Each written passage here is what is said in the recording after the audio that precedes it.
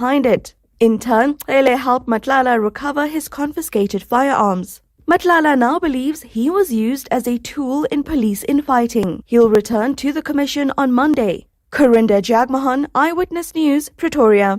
The state has reopened its case in the Usindiso building fire after questions were raised about the identities of some of the victims. Judgment was expected to be handed down yesterday against the man accused of starting the blaze, Thembiso Mdlalose, in the Johannesburg High Court, sitting in Palm Ridge yesterday. 76 people died, including 12 children, when the fire ripped through the hijacked building in 2023. Nkosi Mnisi reports. Judge Kasim Musa has ordered the state to reopen its case, saying refusing the application could have amounted to a travesty of justice for the victims and their families. The state must now deal specifically with 3 issues as ordered by the presiding officer. To clarify the aspect of the identity of the deceased, the findings of the pathologist, as well as the photographic evidence. Mdlalose's lawyer Leonard Cindi did not oppose the state's application. His client was clearly unhappy with how the matter was handled, repeatedly chastising the lawyer during yesterday's proceedings. Cindi also signaled that the defense could return to court with a further application aimed at clarifying certain issues. The fire had started at the basement of that building.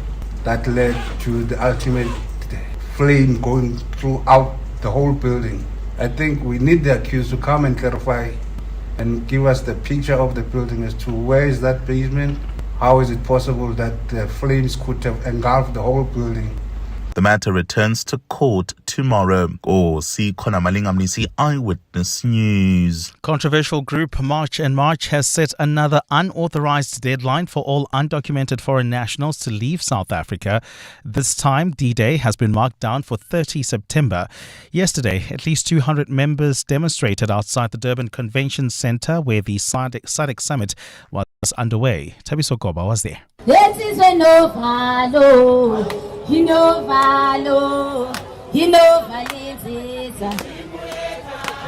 At a recent media briefing, March and March labelled its June 30 protest as a success. Without citing any official sources, the group took credit for a decrease in crime since then, a decrease in traffic at public health facilities, and for more creation of jobs. However, the group says it's not responsible for any hostile events that took place around June 30, including the looting and harassment of foreign nationals. March and March leader Jacinta Ngobese Zuma. Look, looting is a criminal issue. We're not criminals. We don't go around looting shops. We don't need all that rotten food. So the government must deal with looters the way looters should be dealt with by the law.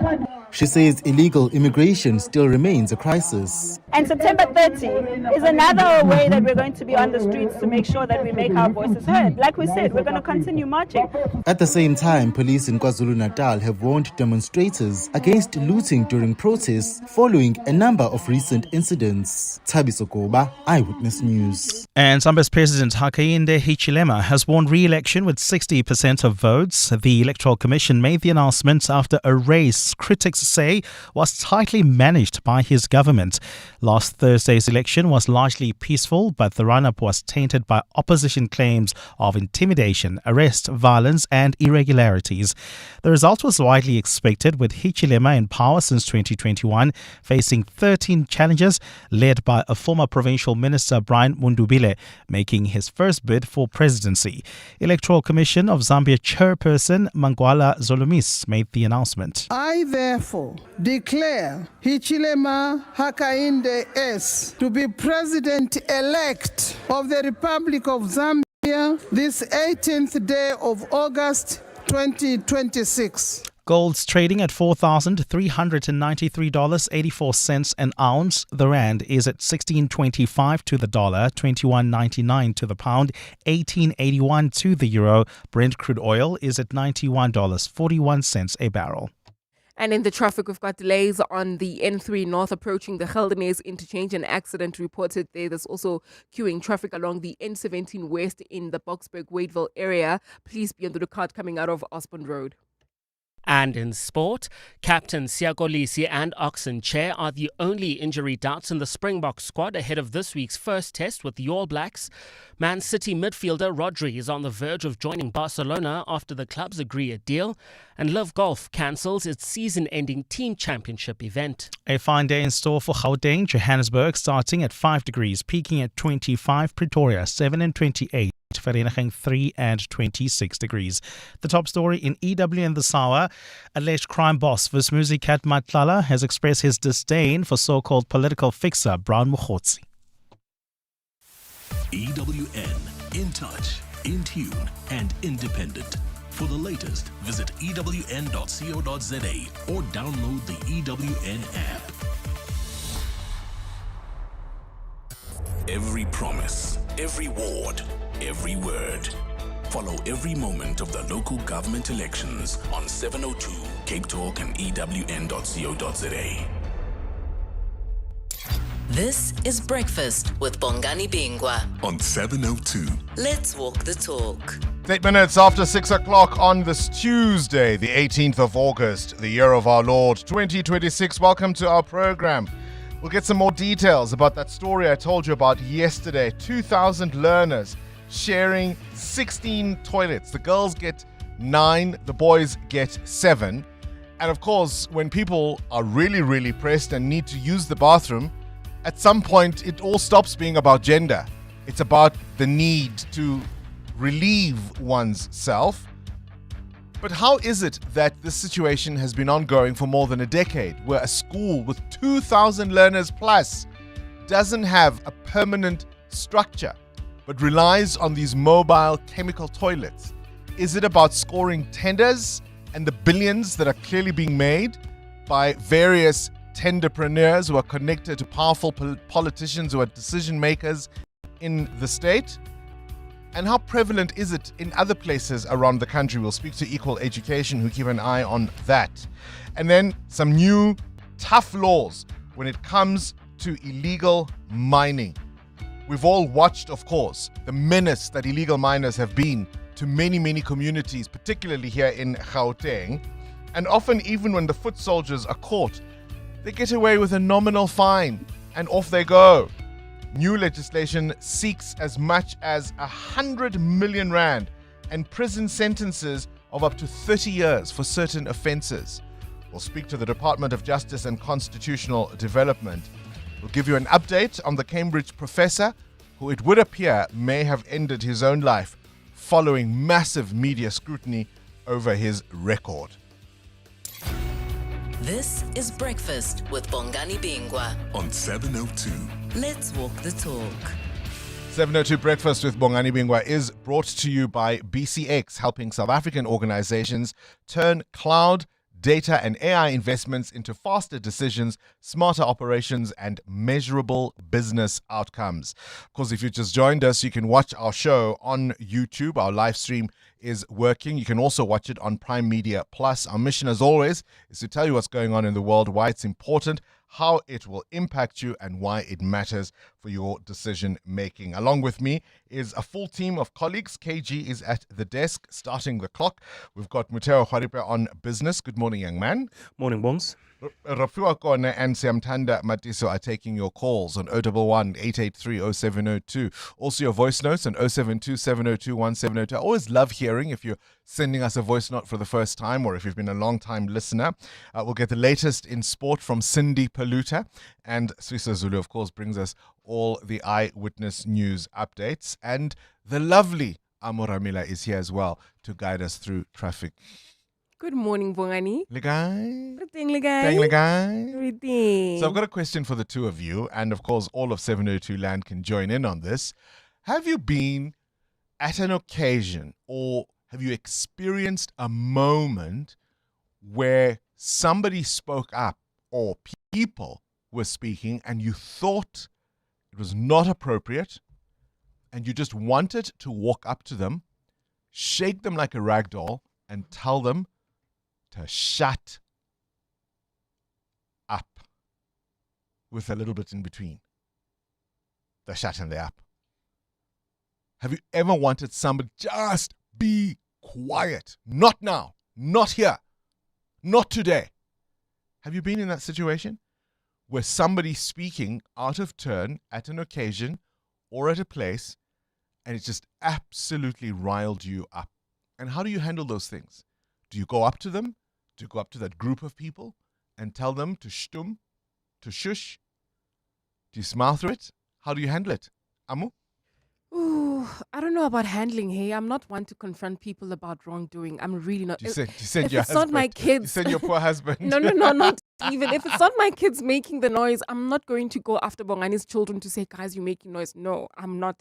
But in church, Bongani, oh my goodness, I get so annoyed, especially during a sermon, When the phones go off. The phones or the people, because sometimes people, when they say like we are church friends, we meet each other on Sundays at church, right? That's our catch-up place, because during the week we are busy with this, that, and the other. So when we are at church, it's our time to see each other after a long week, and then there they are catching up and talking, and you can hear that this is a whole conversation going on. I get so annoyed, particularly because I was raised in a place where when we get into church, my mother used to separate us. We all sit in different places. Because she didn't want you to be those kids. Yes. So it annoys you, but you do nothing about it. I don't, if it's not my kids, I'm sorry guys. I can't. Who speaks in church? Kibomang. Name and shame. Hey, no, we're not doing that here. Buteo? For me, I once asked the DJ to play music. You know, like they would do it at an award show when somebody speaks too long. Ooh. So this was now the speech. Yeah. So everybody else was quiet, but he was just going on too long. Way too long, but also just not talking about things that would be building this particular person. So it was a celebration, like a 21st celebration, a young person, coming of age almost, and the uncle was being running on about, night out and, sex and drugs. And I'm just like, okay, you're ruining the moment. Play the music. And did the DJ comply? Yes. And everyone, did they clap? Yes, it was over. It was over. They got it and they clapped and he had to get off stage. All right, I want your voice notes on 072 702 1702. We'll tell you why we're asking coming up. You're with Bongani Bingwa. 702 weekday mornings, 6 to 9 a.m. And no, it is not because of the appearance of the alleged crime boss, Vusumuzi Matlala, who was, of course, at the Madlanga Commission of Inquiry yesterday after he'd been subpoenaed to appear, although there were some fireworks around his testimony. In fact, he refused to answer a whole raft of questions for the fear that he might incriminate himself, particularly when it comes to his other matters for which he, of course, is on trial. Remember, of course, Matlala was arrested last year and has been in custody ever since. And yesterday at the commission, as I say, he repeatedly refused to answer questions, particularly about his co-accused or indeed the role of SAPS officials in connection with that Medicare 24 tender corruption case. This is the one where he raked in millions and millions of rands. And he said he didn't want to incriminate himself, and it led to a heated exchange between his lawyer, Advocate Annelien van der Heever, and the evidence leader, Advocate Mahlape Sillo. Have a moment to listen. He's invoking his right against self-incrimination on this point, and inherent in that, my learned friend can read where this issue is going. If you lie under oath, you commit perjury, as simple as that.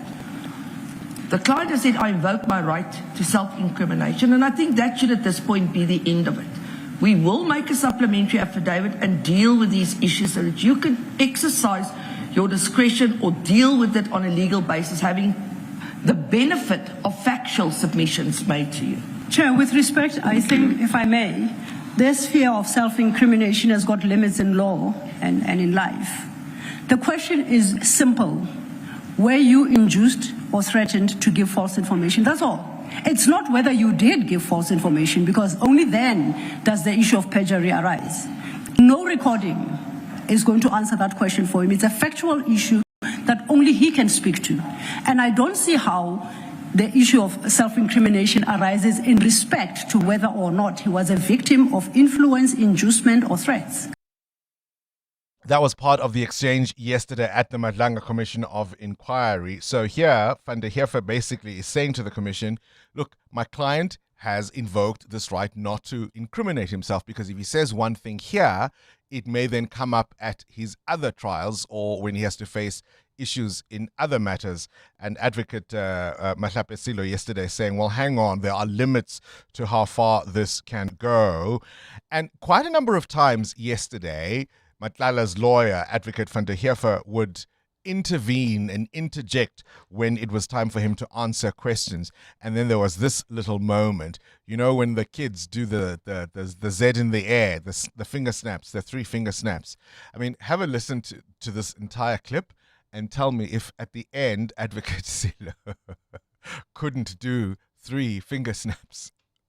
Is it that matter? Is it in relation to that matter or a different matter? Can I please check? Please do. Chairperson, just to save time, simply put, my instructions are that General Konazi told the client there's a warrant of arrest out for you. You will be arrested on the matter that is currently parted in the High Court of Johannesburg. I think it's easier that we just place it on record. Chair, I have challenges. I don't know whether... I also, even as you started speaking, Ms. Van den Heever, it's Mr. Matlala who's testifying, and let Mr. Matlala respond. 2 questions. You may speak. Of course, we can never gag you if you want to raise an issue. But what you just said, I think, is an evidentiary matter to which it is Mr. Matlala who should respond. Thank you, Chair. And I think perhaps that we need a cautionary note going forward that in trying to assist the Commission, perhaps Ms. Van der Heever takes particular note of the risk of testifying from the bar, because then it places me in a very difficult position of not knowing whether to invite her into the witness box. Snap, snap, snap, right? Are you testifying from the bar? Should we put you in the box? I mean, because at this point, I don't know. That's what really she's saying there yesterday.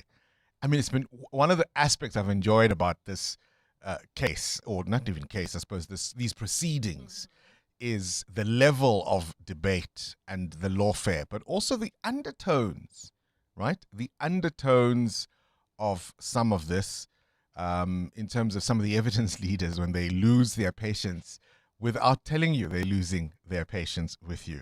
But there was this moment with the other commissioners, Advocate Sandile Khumalo, at this point also having a moment with Advocate van der Heever, and he was really having none of it. He was showing that he had run out of patience. Have a listen.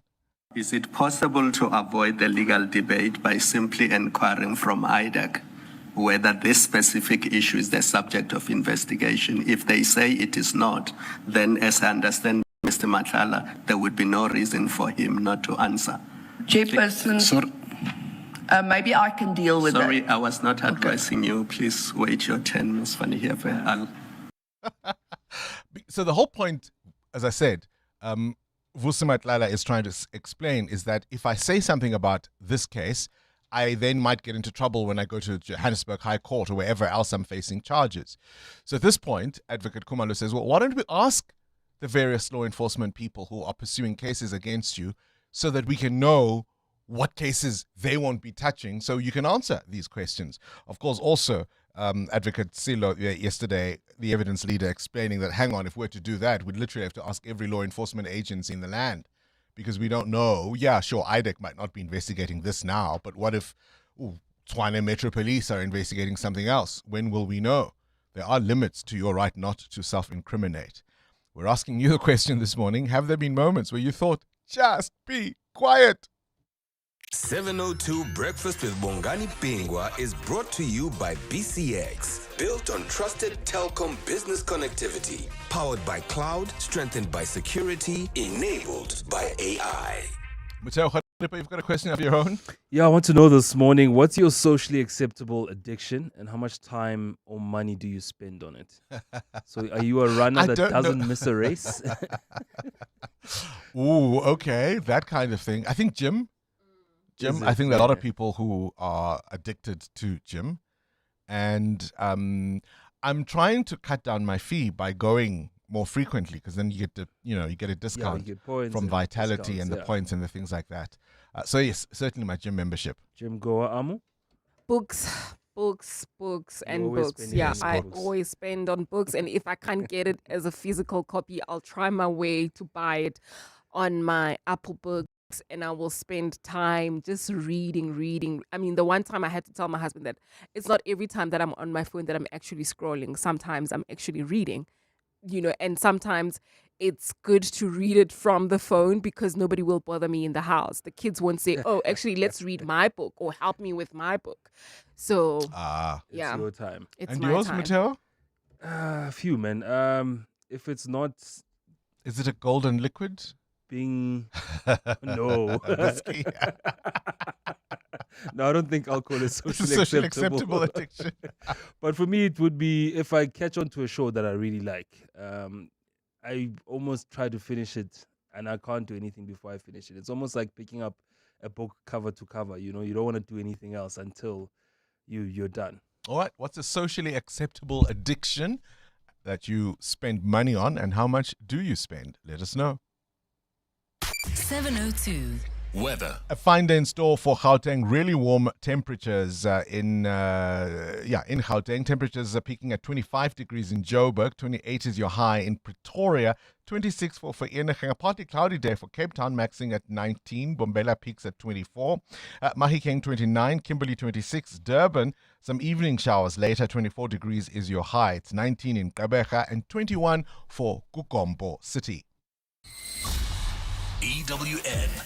Our first look at the roads then. Amo, what are you seeing? Well, Bongani, I want to start in the city of Tshwane this morning. We've got heavy delays on the N1 South between the N4 exit and Sefako Makgatho due to roadworks. Please try to use Dr. Swanepoel Road if you want to avoid this backlog while traveling on the R80 East. There's queuing traffic towards the SK Mphahlele exit. That's due to peak time delays there. There's also peak time delays in Joburg along the M1 North between Boysons Road and Carr Street. Then in Germiston, an accident right along the N3 North at the Geldenhuys interchange. It's causing delays from the Earlands turnoff. Please be on the lookout there. More updates coming up. Stay tuned. There's more EWN on air, online, and on the EWN app. Bongani, there are those individuals who just refuse to switch off or turn off their notifications on their devices. And this is when we are in meetings, in church settings and in related events. I mean, they would cause a disturbance when their phones or their alarms go off rather. And the disturbing thing is that they would then still not switch off or put their devices on silent. And I just don't get these people, and I always want to just walk up to them and smack them. My colleagues know what I'm talking about. Do me alone here. To me, I suspect they are listening to you. When should people just pipe down and be quiet? People want to make a comment about somebody gaining or losing weight, right? Your friend is dating someone you don't like. No, pipe down. Someone is grieving and you think you know how they're going to get through. No, pipe down. Someone is getting divorced. Pipe down. Pipe down, pipe down, pipe down. Start your day with Bongani Bingwa on 702.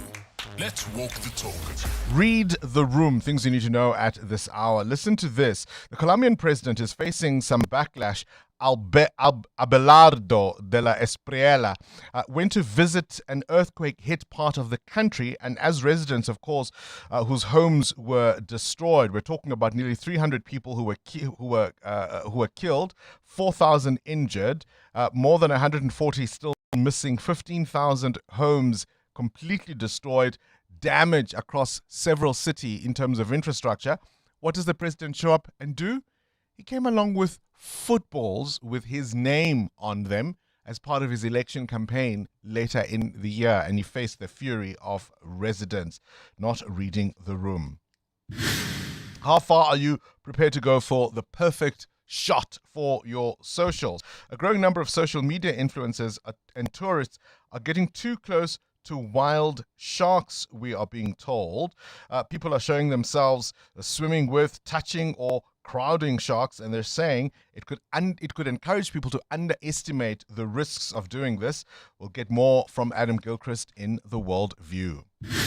A tailings dam at the Samanco Dikwena facility near Brits in the northwest collapsed over the weekend, releasing a large amount of mining sludge across the area towards Northern Platinum's Eland mine. The spill affected roads and affected access roads and damaged Eskom power infrastructure, causing electricity disruptions in the area. Experts are saying the structure may have weakened over time, potentially because of over deposition and rainfall in the days before the collapse may have then increased the pressure. On this day in 1986, Bon Jovi released their third album, Slippery When Wet. It featured the iconic hits You Give Love a Bad Name, Wanted, Dead or Alive. The album topped the US Billboard 200 and sold more than 12 million copies, transforming the band into global rock superstars. This, I think, was my favorite on the album.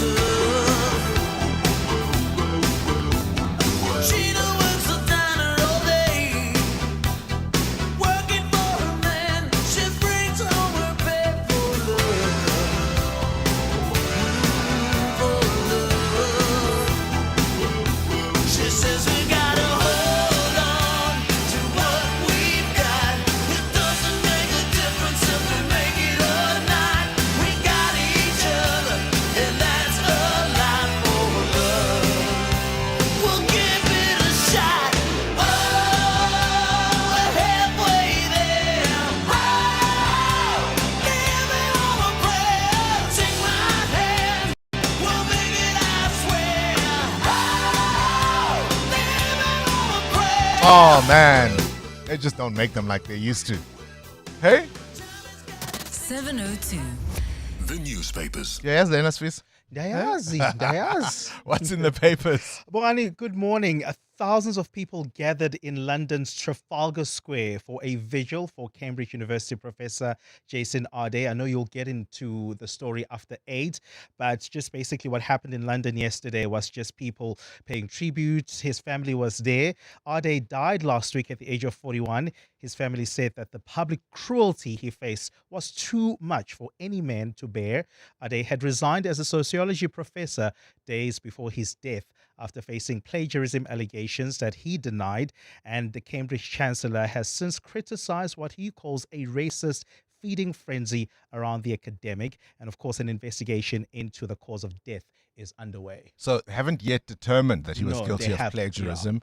But also what I found extraordinary, some of the people who knew him, who could corroborate some of the details of his biography that were being questioned, including the fact that he only learned how to speak, I think, at the age of 11 or to read at 14. People who say, but we were there, we knew he was telling the truth. They didn't ask us. They went and found fringe people who could raise doubts about the story. I'm looking at the back page, the sports page of the Business Day, in fact, Sviso. And here they're quoting the Springbok coach, Rassie Erasmus, who is urging fans who'll pack into Ellis Park on Saturday for the test against the All Blacks to keep quiet during the New Zealand haka. That's why we're asking you this moment, when is it inappropriate? There's a lot of cultural significance, of course, behind the haka. And often fans, assuming they're backing the Boks, they'll heckle the All Blacks when they do the haka. And Rassie Erasmus says you've got to respect the opposition. This is possibly the best that the Boks will face. Let them do the haka, pipe down. And that's why we were asking you, are there those moments that you reckon people around you should just pipe down? EWN Business. Are you an avid gamer, a runner, perhaps streaming sites, or a fizzy drink or a coffee brand that you like? Do you doom scroll on social media? What's that socially acceptable addiction you're hooked on, Mateo wants to know, and how much money are you spending on it? What prompts the question, Mateo? Bongani, we all use social media and it's almost harmless, right? But it can be an addiction, especially for younger users. The tech giant Meta will head into federal court today to fend off accusations from a group of state attorneys general that say it designed its social media platforms to hook children, lied to the public about the risks those platforms posed, and gathered data on kids in violation violation of the law. Now, the case is the latest in a leg of lawsuits against social media companies meant to hold them accountable for their platforms. Legal experts compare it to a landmark litigation against the tobacco companies. I think this was in the early 2000s. Ooh, that big. And the risks of cigarettes. Yes, that big. 4 states, California, Colorado, Kentucky, and New Jersey, are seeking up to $1.4 trillion or 22 trillion rand in penalties and product changes under consumer protection laws that they alleged were broken by Meta Platforms, the parent company of Facebook and Instagram. They say Meta also violated the Children's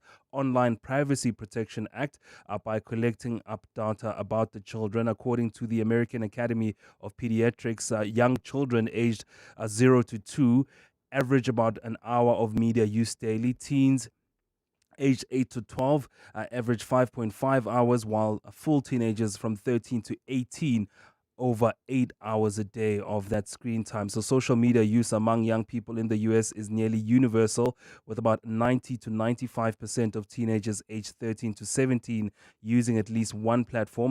Data from the Pew Research Center shows that nearly half of these teens report being online almost consistently. Goodness me, where's the rand? 16 Rand 25 against the US dollar, a bit flat this morning. 18 Rand 81 cents against the euro. Exactly 22 Rand gets you a British pound. Price of gold at $4,392 an ounce, while platinum is down 1% at $1,761. Brent crude at $91.51 a barrel. More business after 7. Straight to the news desk. It's more Fusumuzi Matlala. Sviso, good morning. Good morning. Alleged crime boss Vusmuziket Matlala has denied having any dealings with murder-accused businessman Katiso Molefe. Matlala testified at the Matlala Commission yesterday. His association with suspects linked to cartels came under scrutiny following allegations that he attempted to establish himself within a syndicate. Matlala acknowledged he personally knew late taxi boss Jotham Sibi, businessman Steve Mutsumi, and alleged tender fraudster Hangwani Maumela. But he denies having any relationship with 3 other suspected underworld figures. I do not have any relationship with Mr. Katiso Molefe and have never had any dealings with him. For the 3, Mr. Mtakati, Mr. Mtetwa, Mr. Molefe, you indicate that they were friends of Mr. Msibi. Yes. Should we understand from that you met them at Mr. Msibi's premises, home, residence? Yes, that's correct. The Western Cape High Court judge has advised alleged underworld fixer Ziad Pool to lodge a complaint with police watchdog IPID following allegations he was assaulted by an anti-gang unit officer. Pool told the court he was attacked at the Paulsmoor prison last week, is one of 14 accused along with alleged underworld gang boss Nafiz Modak, who are on trial for allegedly running a criminal enterprise. Carlo Peterson has more. Ziad Pool's lawyer, Advocate Bash Sibda, told the court his client was assaulted by an anti-gang unit member during a routine search when he returned to the facility after a day in court last week. Pool further claims the officials at Paulsmoor prison stopped him from reporting the incident. Presiding Judge Robert Henney advised Sibda to flag the matter with IPID. Unfortunately, it doesn't have the name, but he says it has seen the official in court. So you can point the official out. But we will do with what we have Thank you. The gang trial is set to resume today. Carlo Peterson, Eyewitness News. SADC members have called for increased beneficiation of minerals extracted from their countries. This is a long-standing issue which has dominated previous summits and events. The 4-day summit hosted in Durban came to a close yesterday. Outgoing SADC chairperson and Zimbabwean President Emerson Mnangagwa says one of the ways to create jobs in the region is by ensuring minerals extracted in member states must be processed and exported as market-ready finished products. The primary goal of this team is, among others, to ensure that we add value to our heritage-based resources and move away from exporting raw materials by building local processing, refining and manufacturing capacities across Southern Africa. President Cyril Ramaphosa has echoed his sentiments. Every raw material exported without beneficiation appreciation represents value that has left our shores. Every product imported that could competitively be manufactured here represents jobs that could have been created in our communities. And a grade 10 student has been shot dead at a high school in southern Philippines. The shooting happened yesterday at a Catholic private institution in western Mindanao. Police say a 9th grade student brought a pistol and rifle inside the campus and opened fire in a classroom, killing one person. Officers say the gun-carrying student also shot himself and has been declared dead. School shootings are rare in the Philippines, but 3 teenage students were killed and 20 others wounded in the central Philippines earlier this year. A fine day in store for Gauteng. The temperatures are at lows of 3 and 5 degrees, peaking at highs between 25 and 28 degrees. And in the traffic, we've got delays in the city of Tshwane along the N1 South. This is between the N4 exit and Sefako Makato. That's due to roadworks there. There's also queuing traffic reported on the N3 North between the Geldenes interchange and the Elandstunov. That's due to an accident. The top story this hour, alleged crime boss Vusmuzi Kat Matlala has denied having any dealings with murder-accused businessman Katiso Molefe. Moving to a bigger office space can be expensive. Thanks to My Way Business Insurance, I get to save up to 20% on my insurance premiums every month. Plus, I get My Business Assist, which helps me with marketing, legal, and admin services. Saving money while growing my business is a great win for me. Switch to My Way Business Insurance and save up to 20% on your monthly premiums. Real businesses, real savings. Call us on 0860 646464 today for a quote. My Way is a licensed non-life insurer and FSP. Standard rates and T's and C's apply. Take control of your equipment, your billing, and your revenue with PumaTech. Built for all sized businesses in rental, construction, scaffolding, plant hire, and mining. PumaTech gives you real-time, on-site visibility of everything. Your equipment, your materials, across sites, yards, and branches. Simplify stock control, reduce losses, and manage your billing. All in one powerful, locally built platform. PumaTech.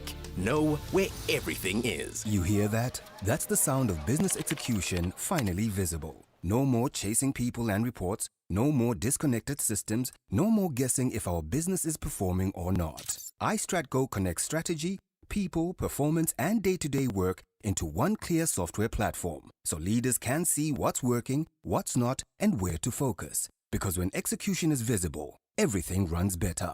Book a demo on istratgo.com. istratgo.com. Sanzi, get ready for your chance to win big. This Tuesday, you stand to win over 100 million rand in total estimated Powerball jackpots. That's over 100 million rand that could change your life instantly. Watch it live Tuesday at 9 p.m. Will you be SA's next multi-millionaire? Get your ticket now. The National Lottery. More plays, more chances, more millions. Players must be 18 years or older. Play responsibly. The National Lottery is officially operated by Sisekaya.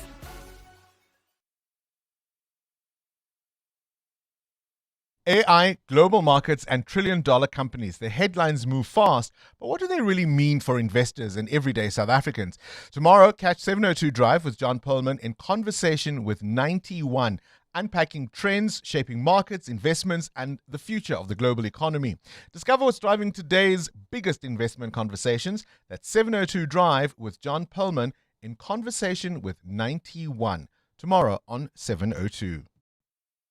702. WhatsApp Bongani on 072 702 1702.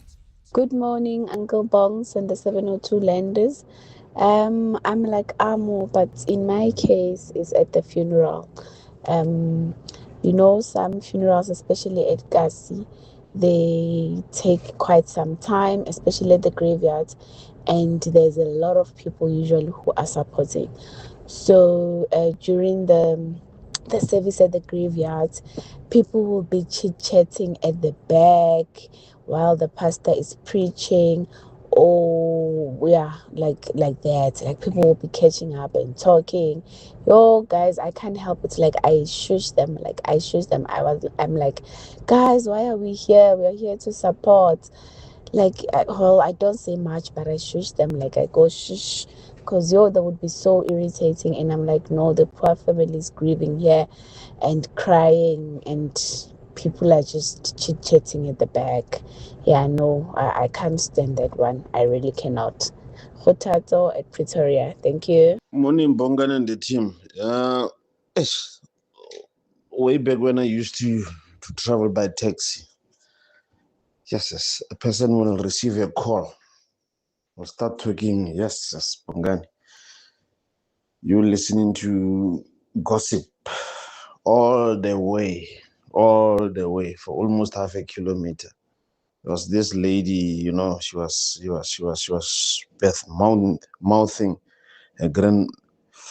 a grandmother. Yes, it was so.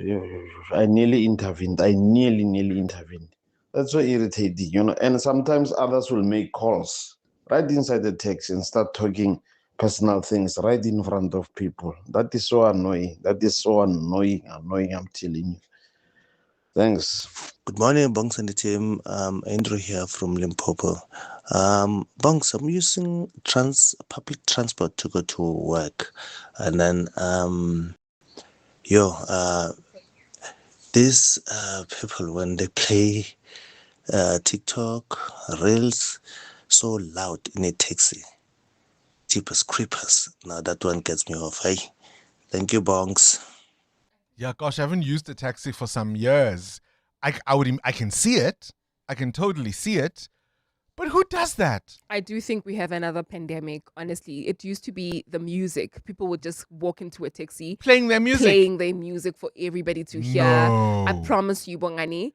And now it's the social the media, reels. the reels. People will just And TikToks. and laughing. And when you tell them, excuse me. No, some people will take meetings in a taxi. I remember once being in a taxi and a lady took a whole meeting in a taxi, a Zoom full-on meeting. Look, shame. I mean, what if she was late? Where are your headphones? Okay. So your objection isn't so much that she was in this meeting, but the fact that she now included all of you. And we had to be quiet. You know what I mean? Because we don't want to. Shame. Do you hear what I mean? When she speaks, she'll be like, sorry, I'm in a meeting. Then she speaks. Excuse me. Excuse me. Shame. She must be very glad I wasn't in that taxi. I cannot handle people. Particularly when you're on a long distance drive and somebody wants to take a phone call and you must listen to half their conversation about things that don't have anything to do with you nor interest you. We're talking about those moments or occasions or places where people should just pipe down. EWN Sport. I thought you'd love this one, Cindy Paluta, because it has to do with your first story. Rassie Erasmus has asked fans on Saturday to be quiet during the haka. He says that we've got to respect the New Zealanders, the All Blacks, when they play, and that South Africans must stop this business of heckling the All Blacks when they do the haka. It's not the occasion, it's not the moment. Isn't that cool? Oh, is it? Oh, I thought you were complaining that. No, I think it's great. I think it's great. It's a mark of respect. Yeah. And you were speaking about people who speak at the wrong time, etc. My worst is when you go to an event and people speak during speeches. Like, why can't you just be quiet during the speech? What is it that you have to say to your friend that can't wait the 10 minutes that the father of the bride is speaking, or somebody's giving an address? Yeah. Even if the address is boring, you sit out of respect. And I remember going to a corporate function where PJ Powers was singing. I mean, this is a South African legend. Yeah. And and I was so crushed. I was so crushed. And she was a pro. She carried on. She sang all her major hits. But I just thought, come on, we can do better. South Africans sometimes are disrespectful. If you're going to Ellis Park on Saturday, Rassie has put out the word, pipe down during the haka. Well, he's also said that he's delayed naming his team to face the All Blacks out of respect for the opposition, because the announcement normally comes on a Monday or a Tuesday. He's made it that his norm leading into the test week. It only has to be done by Thursday, but he's always done it earlier. Mind games. And he says this is why. I think the announcement only on Thursday is to respect for New Zealand and knowing how tough this one is going to be. And on this one specifically, we think the less time they have to prepare for our team, the better. So it's not an arrogant thing, it's a respect thing. He's also waiting to see if Siya Kolisi and Oxenchair will be fit in time to play on Saturday. They're both carrying injuries. The All Blacks' depth will be tested. They have had key players injured on tour. Josh Moorby on what he expects from the box this weekend. Yeah, they're going to bring a line speed and challenge us with ball in hand and test our skills. So for us, we know the threat that that's going to pose upon our attack, and I guess it's about just being patient and being calm and trusting our game and our system, and just letting, I suppose, our skill set and the way we want to play do the work. Live Test cricket, India currently 18-1, a lead of 196 over Sri Lanka on day 4. The first test yesterday, Danusha with a century. Sitar took 4 wickets. Liv Golf confirming the season-ending event in Michigan will not go ahead next weekend, with the season ending this week. Liv's future in 2027 remains in doubt after Saudi Arabia's public investment fund confirmed it would end its financing of the league at the end of this season. League CEO Scott O'Neill last week announced an agreement had been reached but not yet signed with a new unnamed lead investor to provide funding for next year. Cindy Paluta, Eyewitness News Sport. The Brainy Kids of the Whiz Quiz on 702. Hi 702, my name is Arini Chimpumpu. I'm 13 years old. I go to Cure Edenvale, and when I'm older, I want to be a journalist. And today I'm feeling nervous and excited. 702. Coming up at 7:15, the big interview. EWN Traffic. So, Amo Aria wants to be a journalist, wants to do what we do. Are you going to tell her? Are we? I'll stop my nonsense. The CWN traffic brought to you by Outsurance. SMS out to 45142. And you could save on your car insurance. If you don't, ask them for 500 Rand. There are delays on the N1 South. Amo, what's going on? Yeah, Bongani, this is in the city of Tshwane. Roadworks are causing these delays between the N4 exit and Sefako Makhato. Please try to avoid this route at all costs. If you are leaving Acacia, your best route is the R80 east towards Eskiamphahlele Drive, even though it's still backed up due to the peak time delays, but that's a better route for this moment. Then if you're traveling on the N3 north, there's queuing traffic between the Airlines interchange and the Geldenhuys turnoff. That's due to an earlier accident, and there's another accident being reported on the M2 west right near Boyson's Road, causing delays coming out of Elof Street. We'll have more updates coming up. Stay tuned. There's more EWN on air, online, and on the EWN app. Clever excuses for being late, number 95. I had load shedding and couldn't charge my phone, so I didn't have an alarm. Fortunately, with the Outsurance pointsman on the roads, you no longer have to come up with creative excuses for being late. The Outsurance pointsmen have been easing traffic congestion so we all get to where we need to be quickly and safely for the past 20 years. With Outsurance, you really always get something out. In partnership with 702, Outsurance is a licensed insurer in the FSP. The CSIR International Convention Centre has over 40 years of experience in hosting international, local and national business events. This purpose-built venue is set on a tranquil campus in Pretoria East in the knowledge hub and science diplomacy capital, the city of Tshwane. Host your next business event at a venue where innovation meets experience. Visit csiricc.co.za for more information. The CSIR International Convention Centre, where smart minds meet. Cloud adoption is no longer the differentiator. Business value is. Today's leading organizations need more than technology platforms. They need better visibility, faster decision-making, and the agility to respond to change.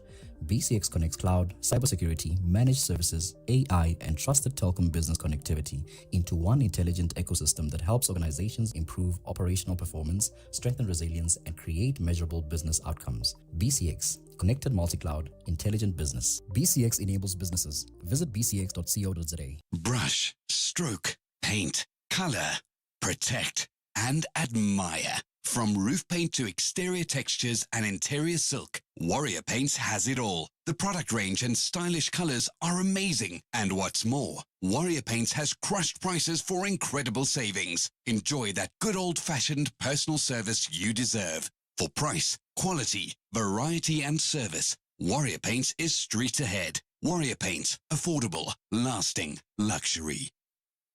Coming up in the next hour, what's the question? Brought to you by Outsurance. 3,000 Rand is up for grabs. All you need to do is send us an answer based on something that you heard on the show that piqued your interest. We'll give you $1,000 for that. You simply WhatsApp us your name and the answer to 072 702 1702. Later on, someone else will ask a question to win 2,000 Rand. SMS out to 45142 now, and you could save on your car insurance. This is 702 Breakfast with Bongani Bingwa, brought to you by BCX. Built on trusted connectivity connectivity. Powered by cloud, strengthened by security, enabled by AI. Morning, Bongani and the team. You gotta love the commission, man. What Commissioner Kumalo basically said is Ankulum Nawe. Brikaneta.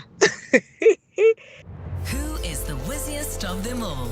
It's the Whiz Quiz on 702. We've heard of mud schools and pit toilets, and now these mobile chemical toilets for schools seem to be a permanent feature at some schools. How widespread is it? Up next, a conversation with Equal Education. In the meantime, though, Arya is 13 years old, goes to Curo Edenvale, and wants to be a journalist. And Arya, tell me why you want to be a journalist. You want to work in the media? I want to be a journalist because I really like to tell stories and I really want to work with people and just like update them on how the world is. And I really want to be like my auntie Aurelie Kalinga. Oh, Aurelie Kalinga is your auntie. That's absolutely Yes. fantastic. And of course, anyone who's listened to 702 Breakfast will remember our erstwhile colleague, Aurelie Kalinga, who worked with us for many, many years. Well, good luck. I'm sure she's listening and really, really rooting for you. We love her and we miss her, that's for sure. Arya, good luck, eh? Okay, thank you. All right, here we go. KG, start the clock. How many A's are there in the word advantage? 2. 3. Complete the saying, don't sweat the what stuff. Pass. Small. True or false? South Africa's Minister of Finance is Enoch Godongwana. True. Correct. What is 80 divided by 2? 40. Correct. Which African country's capital is Maputo? Is it Mozambique or Zimbabwe? Mozambique. Correct. If you have insomnia, you can't do what? Sleep. Correct. The captain of South Africa's football team is Ronwen who? Pass. Williams. What is the name of the world's largest rainforest? Amazon. Correct. How many letters does each player start with in Scrabble? Pass. 7. Spell the word beautiful. BEAUTIUL. Yeah, that's correct. We'll give it to you. Here we go. We walk away, Arya, with a total of 6 correct answers. 600 Rand is what you win. Very well done and very well played. The Brainy Kids of the Whiz Quiz. On 702. Current events, developing stories, Tough questions. your voice making a difference. This is Breakfast with Bongani Bingwa. All right, yesterday we told you of this school in Ekurhuleni, Villa Liza Secondary School. Over 2,000 learners there with just 16 working toilets. There are more, 40 in total, but the rest just are out of order. And if you do the maths, that's roughly 130 pupils per toilet. And it's not a new school. It's been relying on mobile ablution facilities since 2012. The Gauteng Department of Education says repairs are underway, but that's about all they would say. They haven't come onto the show to explain themselves. But perhaps they're not unique in this scenario. And keeping an eye on all things education is, of course, Equal Education, the organization, the NPO. One of the researchers is Kimberly Kumalo, who joins us now. A pleasure to have you on the show. Thank you for your time this morning. Good morning, Bongani, and good morning to the listener. I mean, we know the problem, right? 2,608 learners, 16 working toilets. What does this tell us about the bigger problem at Villa Liza? Yeah, I think in Gauteng, Equal Education does have a campaign called the Overcrowding Campaign. And Villa Liza is a stalking example of why we have this campaign and why we're saying government is really failing working class learners in particular in the province. The fact that you are seeing an overcrowded school with issues with infrastructure, particularly sanitation, is exactly what we've been warning government around overcrowding about. So it's quite starking, but it's also very concerning that we are still speaking about this 6 years since the launch of the campaign, speaking to government around planning proactively to really try and eradicate overcrowding and not just think about it as fixing it with temporary measures like mobile classrooms and mobile toilets. It's really not going to work, and it's really costing government quite a lot. I mean, I think that for me was the thing that struck me about this, is that there doesn't seem to have been a plan to come up with permanent structures. I mean, these toilets have been there since 2012.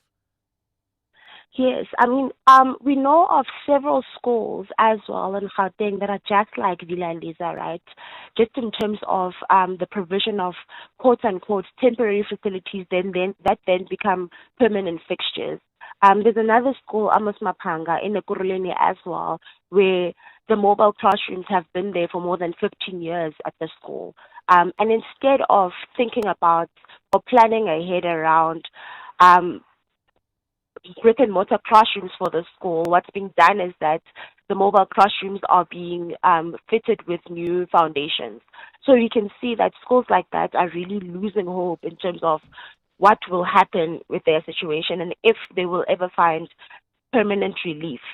There doesn't seem to be proactive planning from the side of the department, just in terms of infrastructure and the forward-looking infrastructure plan. So it's quite concerning. I mean, because I'm thinking in my head, even if you were to repair, because that's what the department is saying, right? Plans are underway to repair the other 24.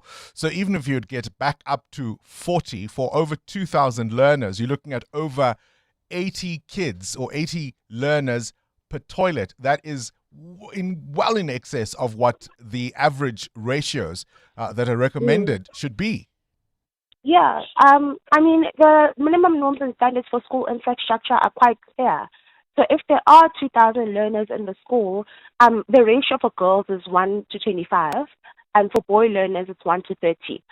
So this is way over that ratio, and if you put them together, there should be at least 60 toilets in a school like this. But we are clearly seeing that that's not happening. And the issue here is that the Department of Education is not defining what overcrowding is and thinking of it as just a classroom issue in particular. So they look at learner-to-teacher ratios and the number of classrooms in the school to determine whether a school is overcapacitated or not. And Equal Education has been saying for years that overcrowding is not just a classroom issue. There's other infrastructure that's affected by it, because a school is more than just classrooms, right? And so this is the very essence of what we were speaking about. You can see whose the failure is this, infrastructure. Kimberly? Whose failure is this? Because it also feels like an extraordinary waste of money to spend millions every year on chemical mobile toilets instead of building a permanent structure that you can then obviously maintain over a period of time. I mean, these learners are being failed at multiple levels. From the National Department of Basic Education, we know that there are draft school capacity norms that are coming out now, but the version that we've seen earlier didn't have an actual definition of overcrowding. So it's not easy to deal with a problem where you don't have a clear definition of what it is. So, and then at a second level, there's the National Treasury, where budget cuts have been implemented for school infrastructure holistically. So we're seeing that schools are now scrambling to try and make provision for infrastructure with money they simply do not have. And at a Gauteng Department of Education level, we've spoken to them continuously around forward-looking infrastructure plans, around thinking about the in-migration into the province and planning ahead for the number of learners that come in. So it's really, really a failure at multiple levels. And what ends up is that the learners bear the brunt of the situation. Kimberly Kumal, I appreciate your time from Equal Education there. I mean, just think about what that does to a child who has to spend a day worrying about whether they'll find a working toilet when they need it. What does that do to their ability to learn, to their dignity, to their incentive to attend school, particularly for girls? I mean, can you imagine that time of the month and this is what these young kids are confronted with? It's a disgrace, isn't it? 702. Coming up, the big interview. The big interview focuses on tougher laws for illegal mining. Many communities will welcome it and say it's about time. This is EWN. Kat Matala says there's nothing untoward about his relationship with Julius Mkhwanazi, and the police ad hoc committee deliberates findings against Senzo Mchunu. Good morning, I am Sfiso Zulu. Alleged crime boss Vusmuzikat Matlala has described embattled EMPD Deputy Chief Julius Mkhwanazi as a close friend. Matlala testified at the Matlala Commission yesterday, but his evidence was limited to reading his statements into the record. He refused to address several matters because he did not want to self-incriminate. Alfara Mushwana has more. Vusmuzikat Matlala has admitted that he grew closer to suspended EMPD cop Julius Mkhwanazi, but insists their close relationship did not involve any improper conduct.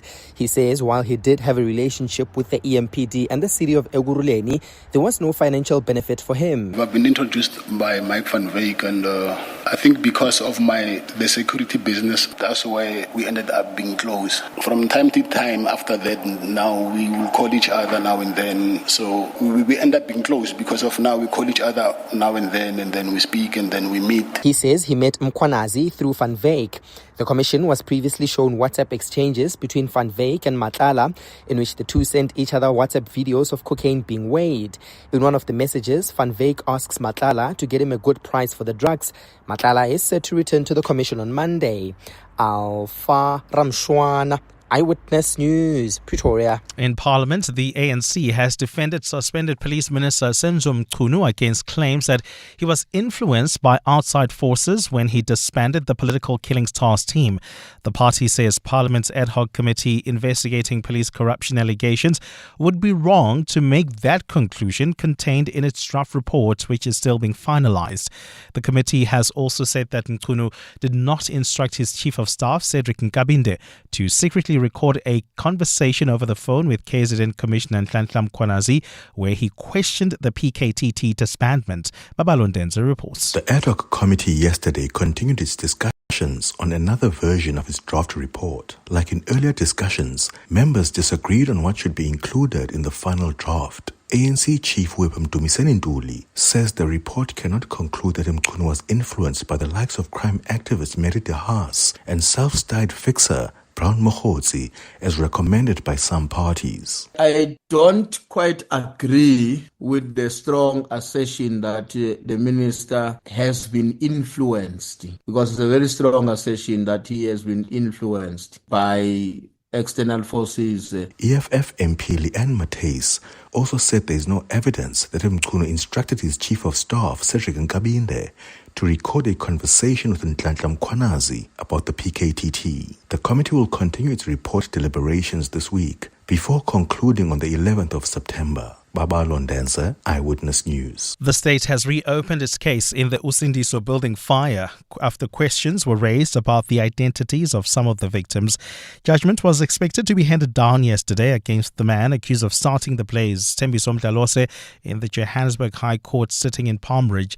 76 people died, including 12 children, when the fire ripped through the hijacked building in 2023.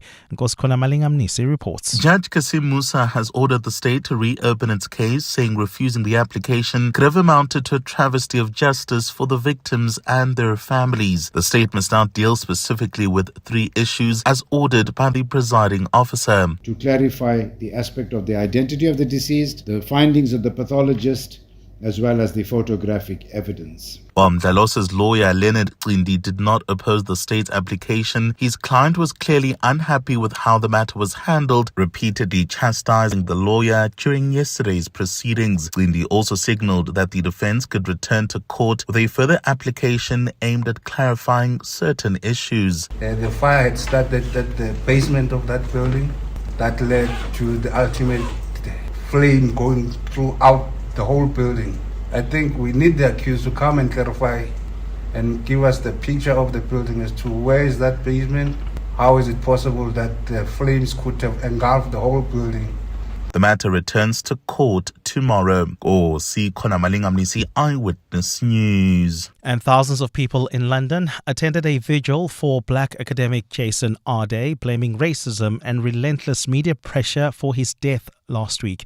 The vigil in central Trafalgar Square came as the head of Cambridge University condemned a racist feeding frenzy prompted by plagiarism claims against Arde.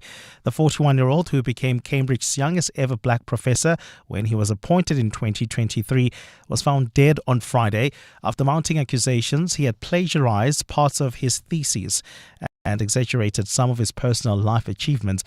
Ade, who was diagnosed with autism and other developmental difficulties as a child, had disputed the allegations against him. He said in a public resignation letter earlier this month that he had reached the limits of what any person should reasonably be expected to endure. Jason's childhood friend, Jonathan Miller, was part of the mourners gathered at the square.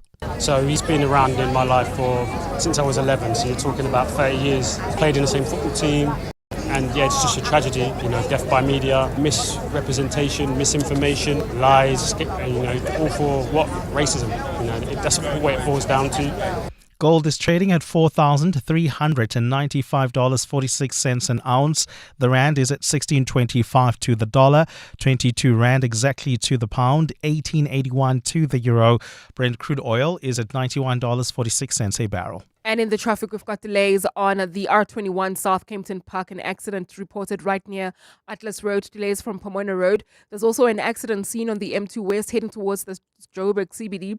It happened near Boyson's Road. Delays from Elof Street. And in your sports, Springbok coach Rassie Erasmus defends his team against accusations of slowing the game down. India's 1 wicket down but have a 200-run lead over Sri Lanka on day 4 of the first test. And Live Golf season-ending event in Michigan next week has been cancelled. A fine day in store for Gauteng. The temperatures will peak at highs between 25 and 28 degrees. The top story in EWN this hour, alleged crime boss Vusmuzi Kat Matlala has described embattled EMPD Deputy Chief Julius Mkhwanazi as a close friend.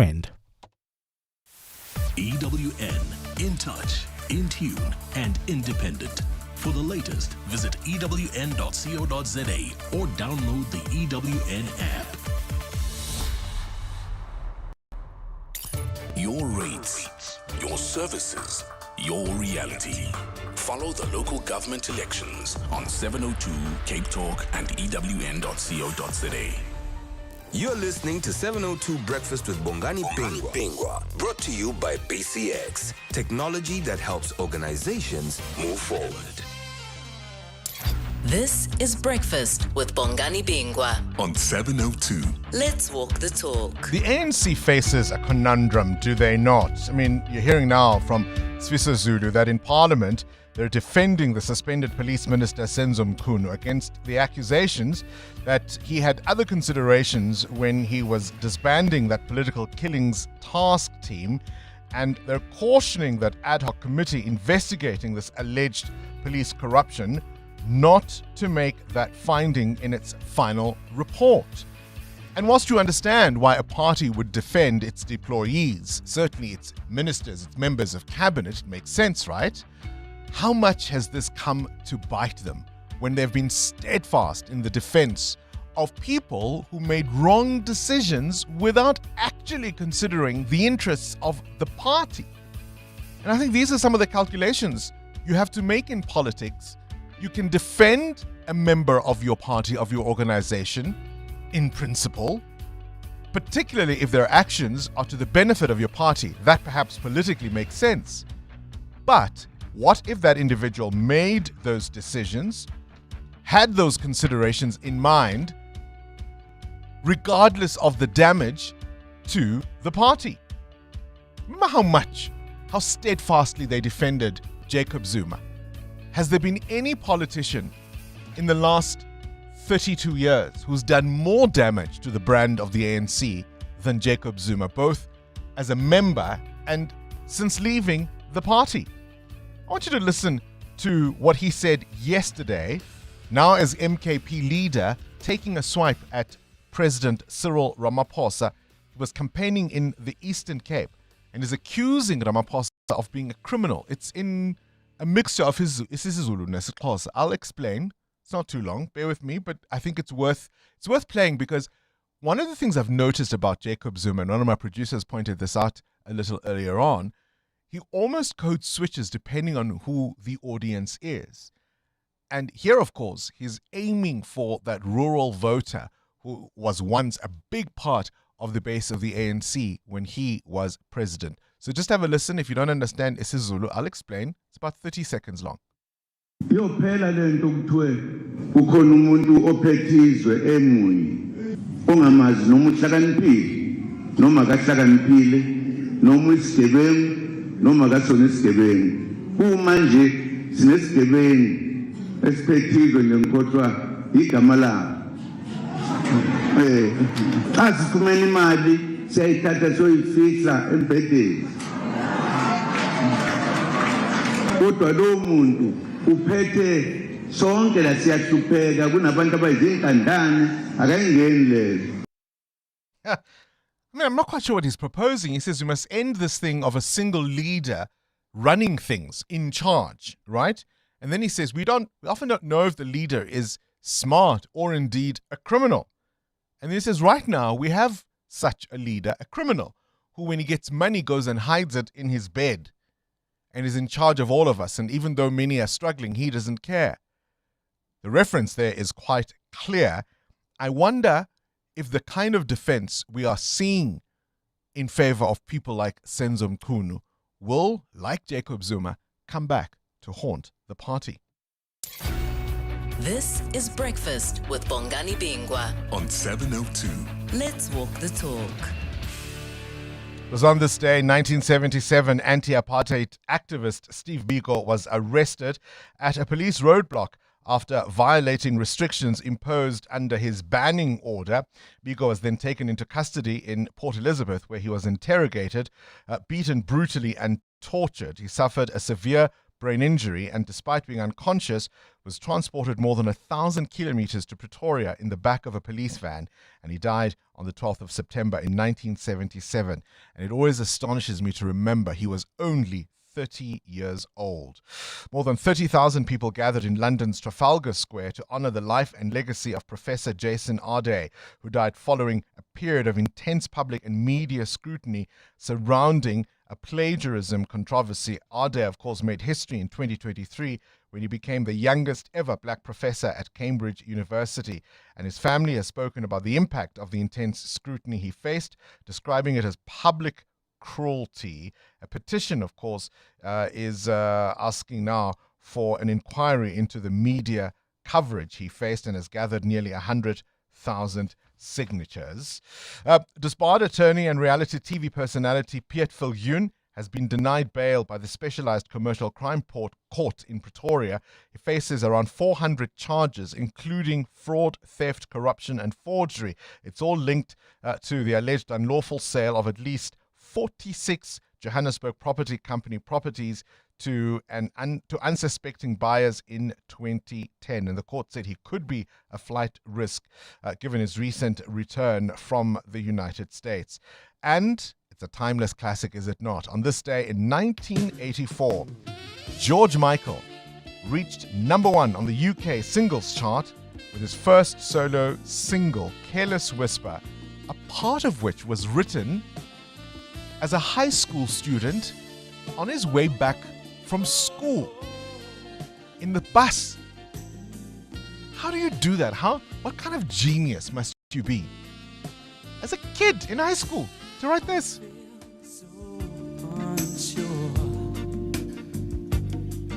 As I take your hand and lead you to the dance floor, as the music dies, something in your eyes calls to mind a silver screen and all its. Oh man, the song became a global hit, reaching #1 in nearly 25 countries, selling 6 million copies worldwide. And it was the first indication of what was to come when George Michael would eventually leave Wham and pursue a solo career. 702.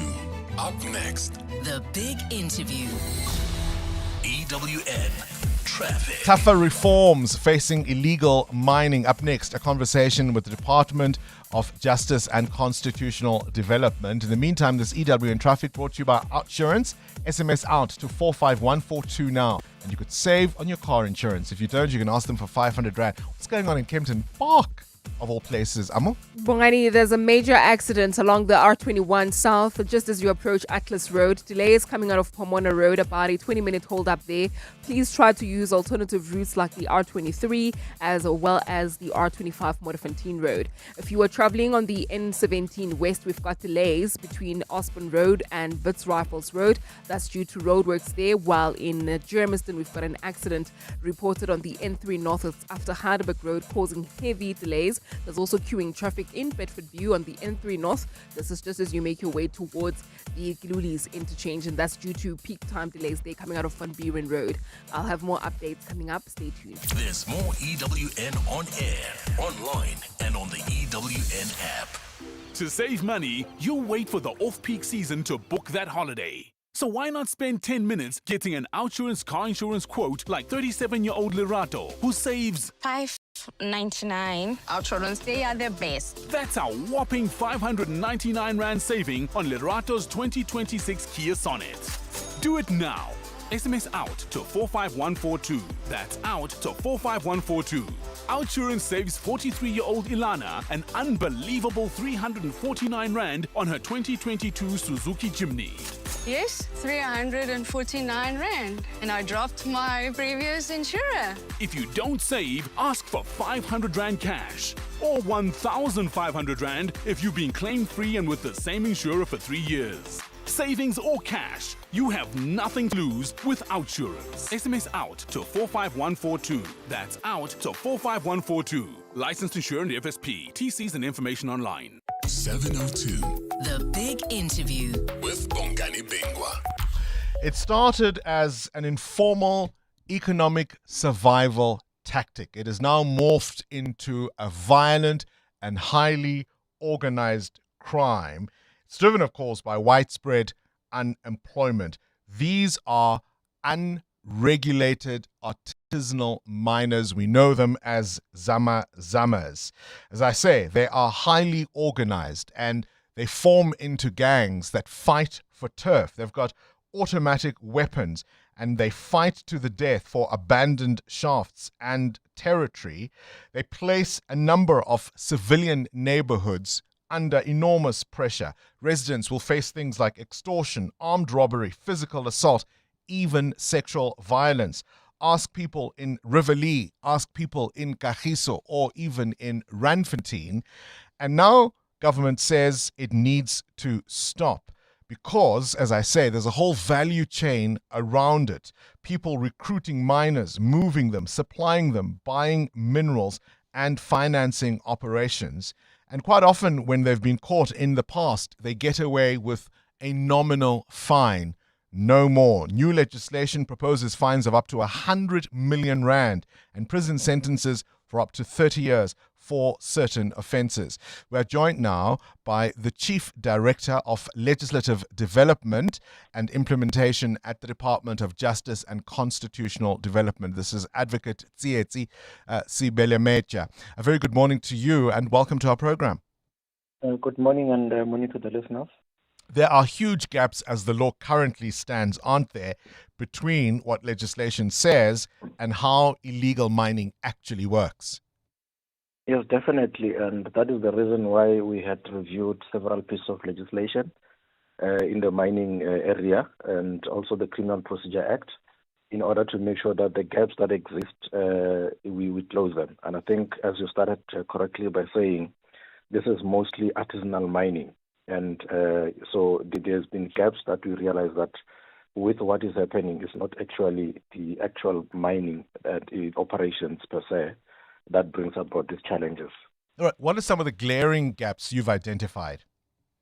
Yeah, for example, you'll realize that when you look at the piece of legislation in terms of your diamonds, mineral petroleum, they mostly will look at the operations that are big, but not necessarily your artisanal miners who go after closed mines, deal with them, but we'll be looking at what are those that are, proper mining operations. Therefore, that gap, you find that people that we arrest or that those are arrested find that mostly are foreign nationals. They'll be charged only with either trespassing or, being illegal in the country.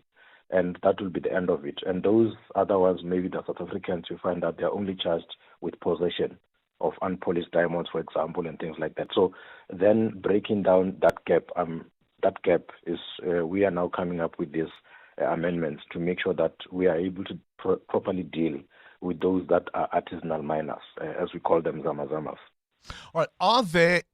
Are there scenarios? I mean, I understand unauthorized artisanal miners or zamazamas, but are there scenarios where there is authorization for this type of mining?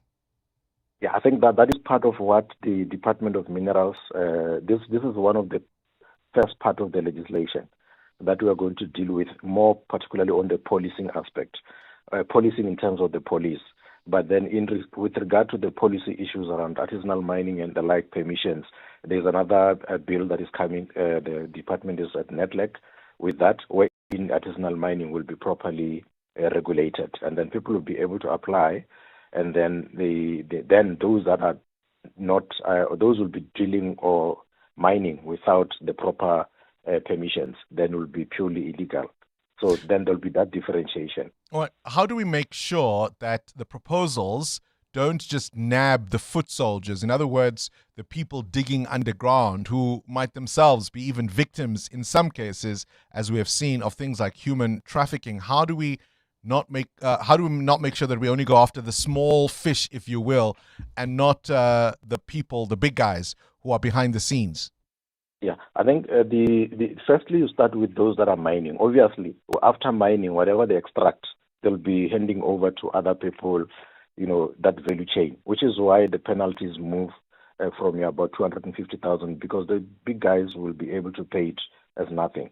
So if you look at an example of the amendments to the Diamond Act, we've increased the penalties from 250,000 to 100 million, necessarily because we know there are those who are dealing, those will be found in possession, and those will be doing the sale of unpolished diamonds. So that is meant to deal with those that are in the value chain after the extraction. All right, and then we should be able to... Yes. Sorry to interrupt you. Take me through that value chain. Who gets fined what? No. Remember, the law does not necessarily say if you are an artisanal miner, this is your penalty. It will then say if you are fined doing illegal mining, you may be fined from 250,000 to 100 million.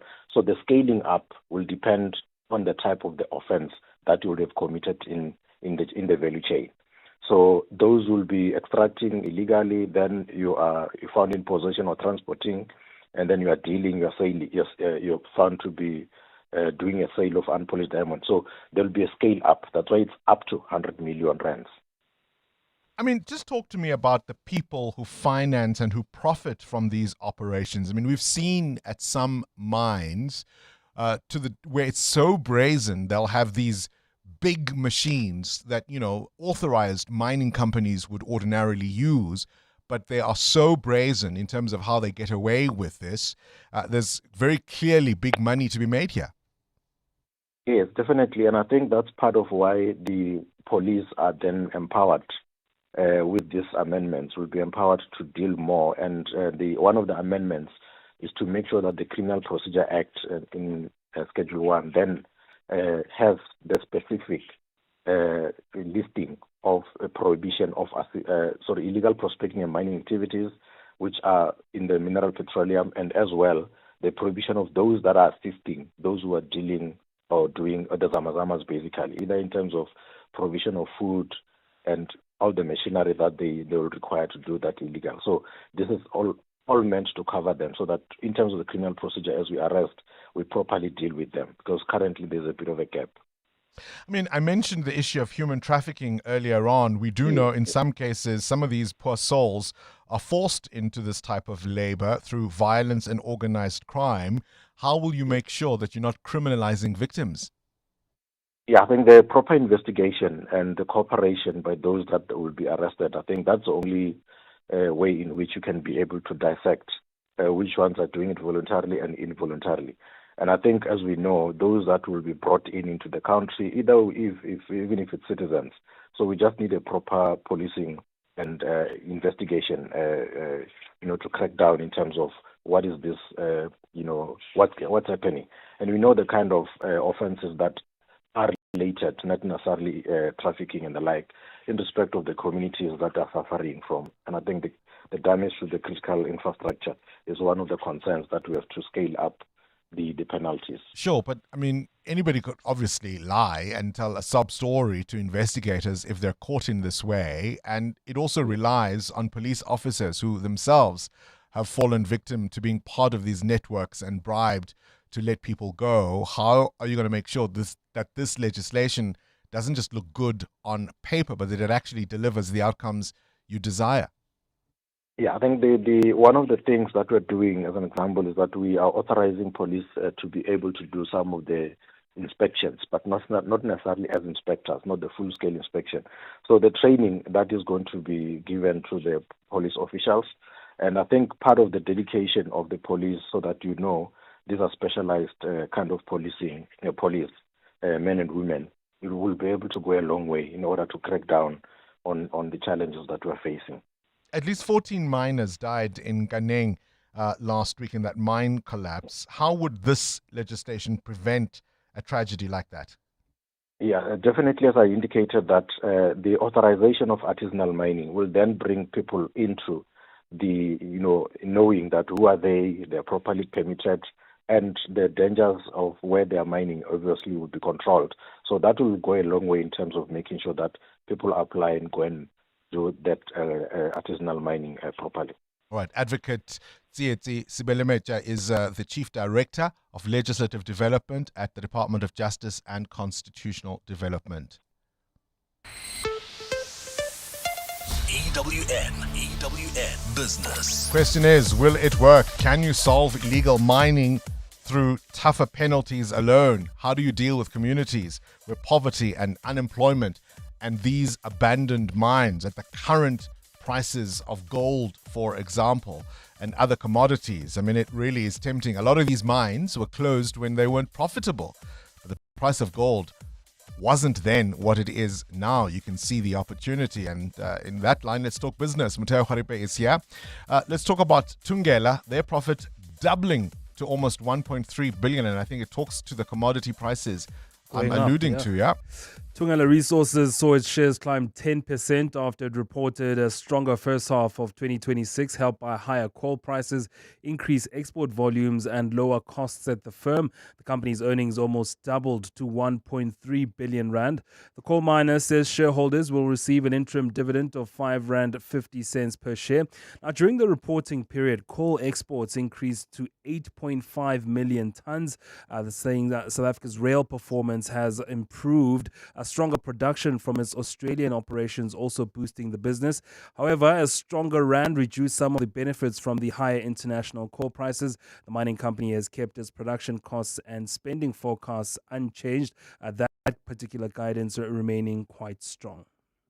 RCL, let's talk about it. If coal is going up, food is going down. Yeah, no. Depends what sector you're in. You could be up or down. Consumer goods and milling company RCL Foods expecting its profits for the year to June to go down by between 30 and 35%.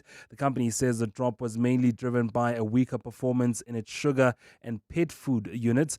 Cheaper imported sugar and weaker tariff protection here in South Africa hurt local sales. More sugar had to be sold into lower price export markets. In the pet food division, production disruptions linked to food safety issues affected supply, while sales volumes fell by 20.5%. Talk to me, your indicators. Well, the rand is 16 rand 26 against the US dollar, a bit flat this morning. 18 rand 81 against the euro, 22 rand 1 cent against the British pound. Price of gold at this hour, $4,392 an ounce, down this morning. Platinum down 1.5% at $1,752. Brent crude at $91.53 a barrel. More business after 8. Time now for your latest Eyewitness News. Straight to the news desk we go. Sfiso Zulu, we start in Boksburg. Good morning. That's right, Bongani. Good morning. A second suspect is expected in the Boksburg Magistrates Court this morning following the murder of 4 people, including 2 police officers in Reiger Park. The 24-year-old man was arrested on Sunday. The victims were shot earlier this month while the officers were responding to reports of gunfire. Koskona Malingamnisi reports. The suspect's arrest follows the earlier arrest of 23-year-old Regan Collis, also accused of being involved in the killings of the 2 officers and 2 women. Collis appeared in the same court last week, facing 4 counts of murder, 1 count of attempted murder, and 2 counts of robbery with aggravating circumstances. He also faces charges relating to the possession of an unlicensed firearm and ammunition. Collis remains in custody with his formal bail application set for the 25th of August. Meanwhile, police say investigations into the circumstances surrounding the deadly incident are continuing. Eyewitness News. A Western Cape High Court judge has advised alleged underworld fixer Ziad Pool to lodge a complaint with police watchdog IPID following allegations he was assaulted by an anti-gang unit officer. Pool told the court that he was attacked at the Paulsmoor prison last week.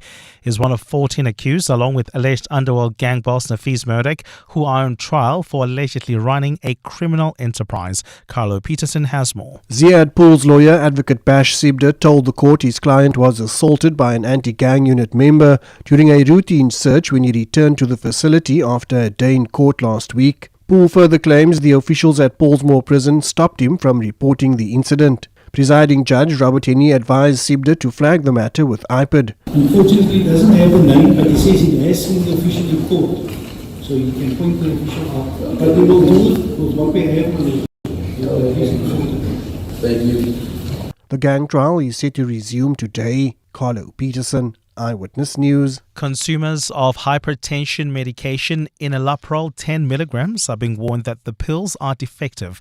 The South African Health Products Regulatory Authority says patients must urgently consult their doctors.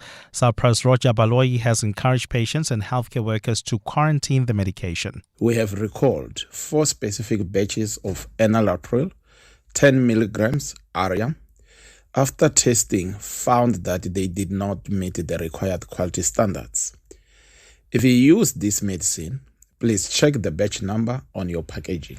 And Russia has accused the UK of deliberately opting for an escalation in the UK or of the Ukraine's crisis following confirmation that British-made drones had been used in strikes on targets in Russia. The Russian embassy to the UK says Britain is acting as an accomplice and co-conspirator for crimes and attacks. In response, a spokesperson for the Ministry of Defence in the UK told the BBC that Britain stands shoulder to shoulder with Ukraine. Built by 2 separate British companies, the drones in question have been used inside Russia in widespread and successful targeting of military and industrial targets, including refineries and warehouses of the online retailer Wildberries. Ukraine has repeatedly targeted the company known as Russia's version of Amazon and says that 7 out of 10 of the largest Wildberries logistics centers have been disabled. A fine day in store for Gauteng. The temperatures will peak at highs between 25 and 28 degrees. And in the traffic, we've got delays on the N3 North between Van Buren Road and the Gilulis interchange. There's also queuing traffic reported on the R21 South. This is just as you approach Atlas Road. Delays coming out of the R23. The top story this hour, the second suspect is expected in the Boksburg Magistrates Court following the murder of 4 people, including 2 police officers in Reiger Park. Local government elections aren't just about municipalities and councillors. They're about people like you and the park where your children play, the streetlights that guide you to the bus stop, the neighborhood where you want to feel safe. The truth is, what happens in the council chamber doesn't stay there. It finds its way into the lives of ordinary people like you. So in the run-up to the local government elections, 702, Cape Talk and EWN will be where your concerns become the conversation, your community becomes the story, and your voice matters, because this is more than local. It's personal. Follow every moment of the local government election on 702, Cape Talk and EWN.co.za. Download the EWN app. Corporates That Care promotes and encourages corporate leaders and really all citizens to walk the talk for a better South Africa. Catch Corporates That Care this Wednesday, 10 to 9. We're speaking to PPS. So their group executive for Mutuality, Ayanda Siboni, will be in conversation with us. We do this on Wednesdays to highlight efforts and companies, really brands dedicated to building our country. Corporates That Care is a Prime Media Cares initiative with 702 and Prime Media Outdoor. Let's walk the talk and together make a difference. Mavis, I wonder if I should sell my car. I'm not sure where to go. Wanna sell your car, but don't know what to do. You don't have to go far, we come to you.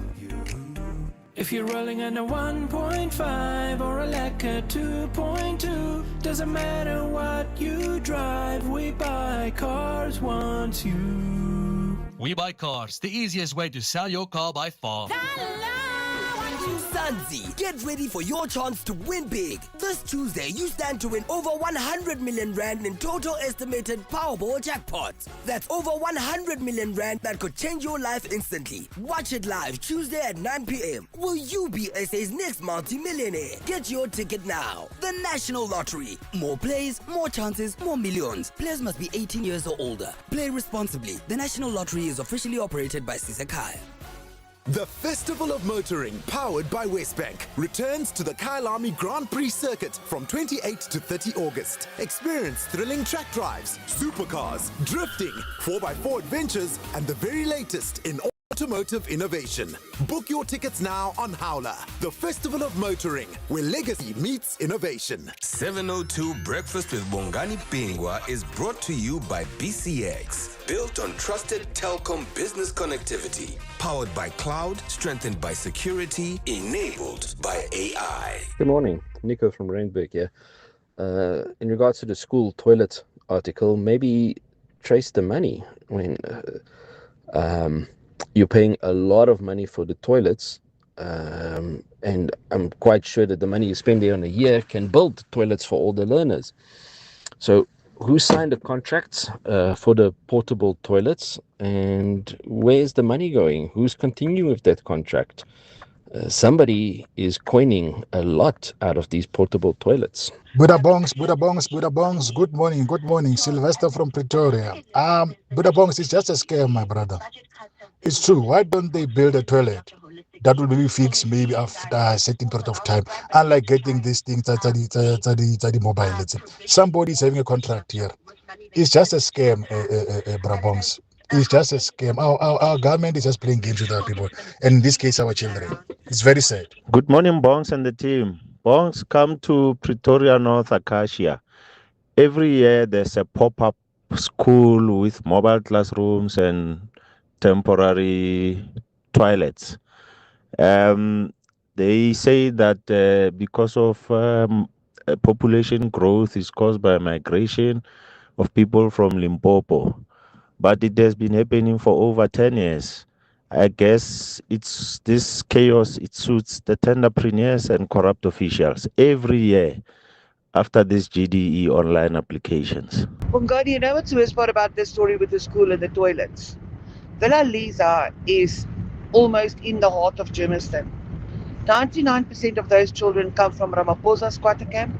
They come from Tetsonville, they come from Germiston.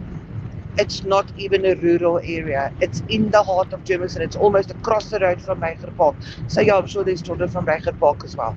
It's absolutely ridiculous. Bongani, interesting discussion this about the toilets, the temporary structures and so on at the schools.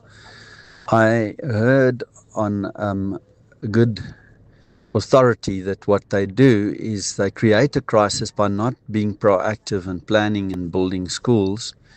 But they create a crisis in the beginning of every year, then there's a massive crisis with respect to schools. They quickly put a tender out to put up prefab schools and prefab toilets and the rest.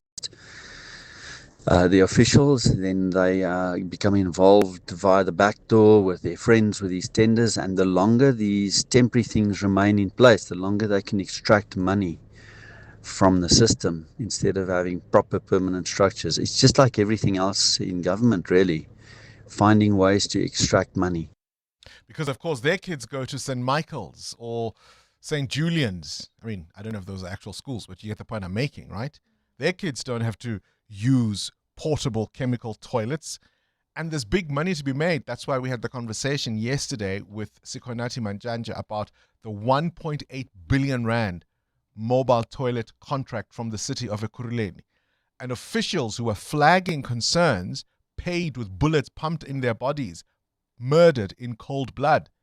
That's how much there is to lose. For 12 years. Why does no one in that department think, hang on a minute, for 12 years we've spent millions on mobile solutions with nothing to show for it? Surely at some point you say, hang on, okay, we've got a school such and such.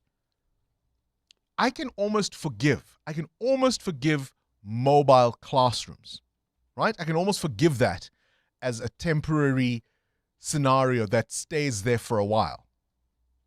But toilets. But Bongani, the problem is that even those temporary structures, they don't stay there as temporary. There's schools that function solely on those structures. Sure, but what I'm saying is I can say we've got budget cuts. I can almost forgive the classrooms, right? In other words, what was meant to be temporary classrooms being used over an extended period of time. I can almost forgive that. Not ideal, but I can forgive that. But if you think of the millions that are being spent on toilets that will one day be removed from the site, and the department has nothing to show for the millions they spent on those toilets. 12 years later, how is it forgivable? That in the last 12 years, nobody said, hang on, guys, that particular school, yes, we don't have money for building classrooms and a school hall, right? But at least let's funnel these millions into building toilets, because at least we will have something to show for what we have spent. Do you follow what I'm saying? The classrooms I can forgive. The toilets. Come on. 702. What's the question? What's the question is brought to you by Outsurance. It's your chance to win up to 3,000 Rand. First 1,000 Rand for the answer, and then later 2,000 Rand if you can give us the question. SMS out to 45142 now, and you could save on your car insurance. If you don't, you can ask Outsurance for 500 Rand. Today's answer comes from Lisha, who is in Pretoria. Lisha, please give us today's answer. Today's answer is 1986. Oh, 1986. That's a good one, Lisha. And tell me, have you got yourself a quote from Outsurance? Yes, I do. You biscuit. 1,000 Rand is coming your way, all thanks to Outsurance and 702. Congratulations, you've won yourself 1,000 Rand. All right, Lisha says the answer is 1986. What's the question? Do you know? Call us on 011 883 0702.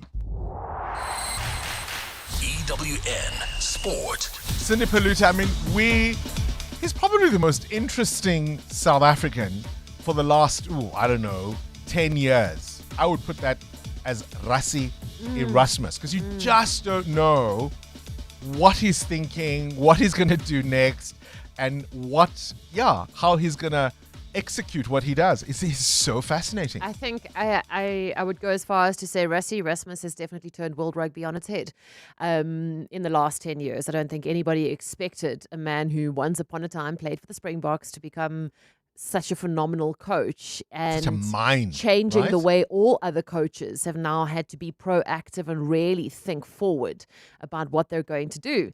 And he's changed it around in terms of, since he's been in charge, he started naming his team ahead of a test match on a Monday or a Tuesday, and everybody was always naming it on a Thursday as late as possible, right? And Rassie's gone, no, it's okay, here's my team. Up until now.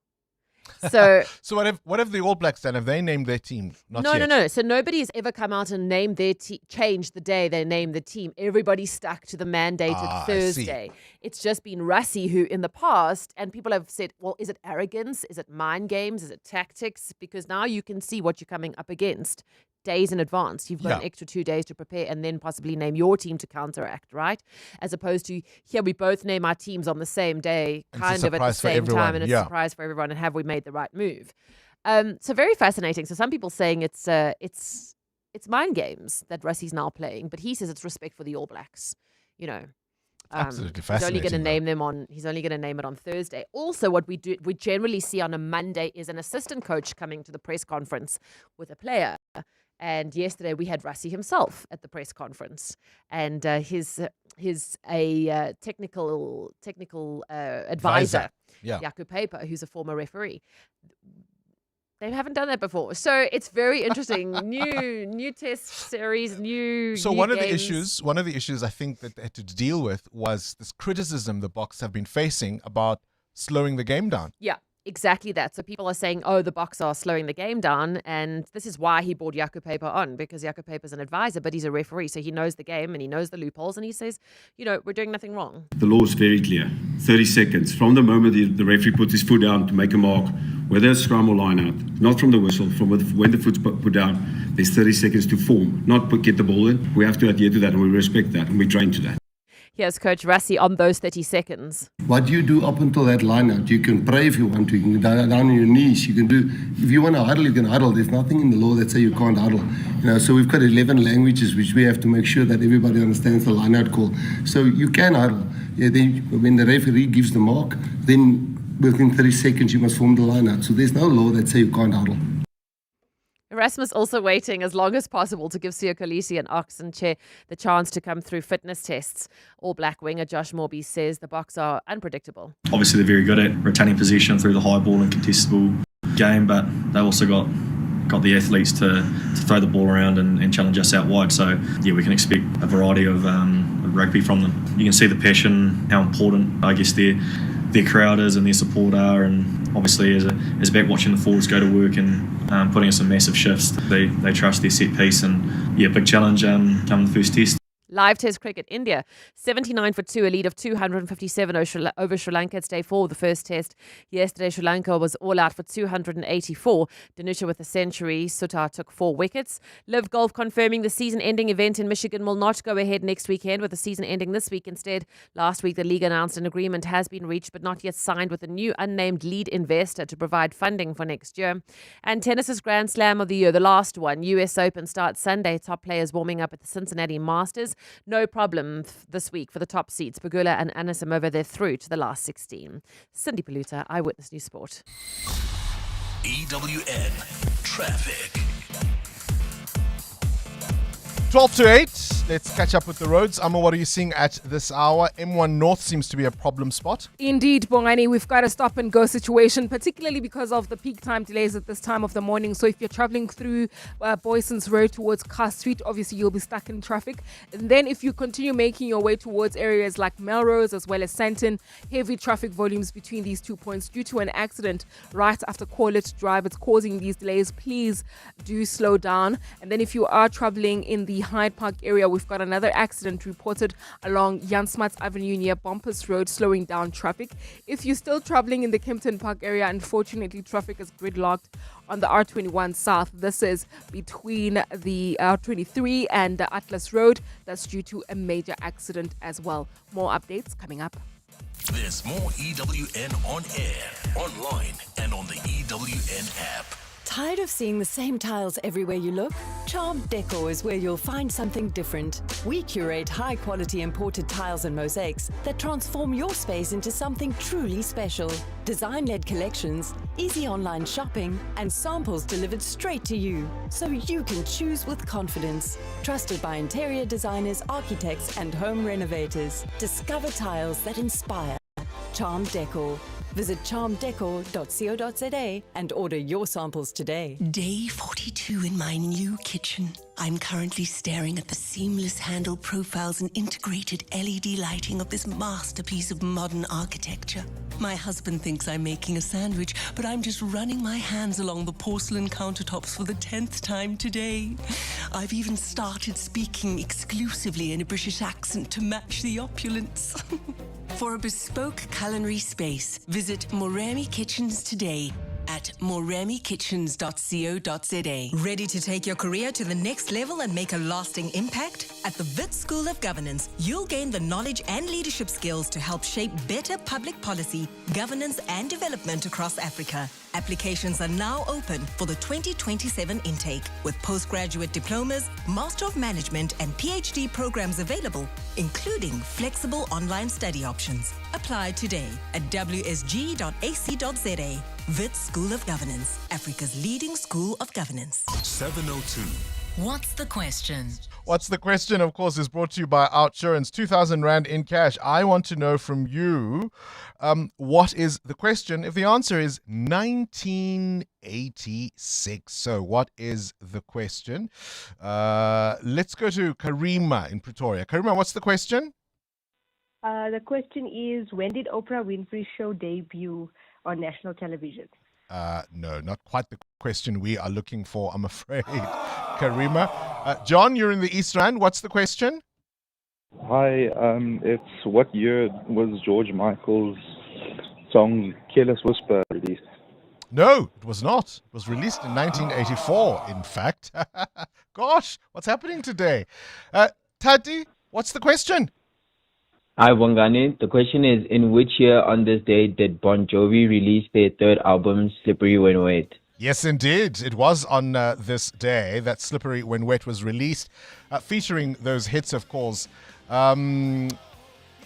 including Living on a Prayer and, of course, You Give Love a Bad Name. Tati, you walk away with 2,000 Rand in cash.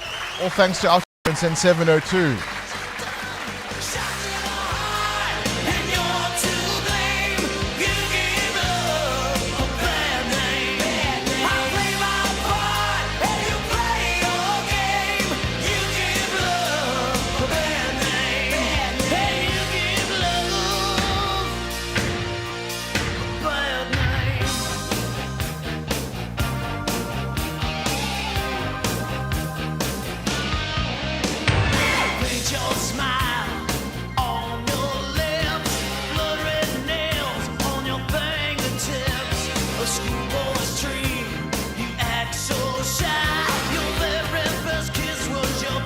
Seminal moment for Bon Jovi, turning them into rock legends.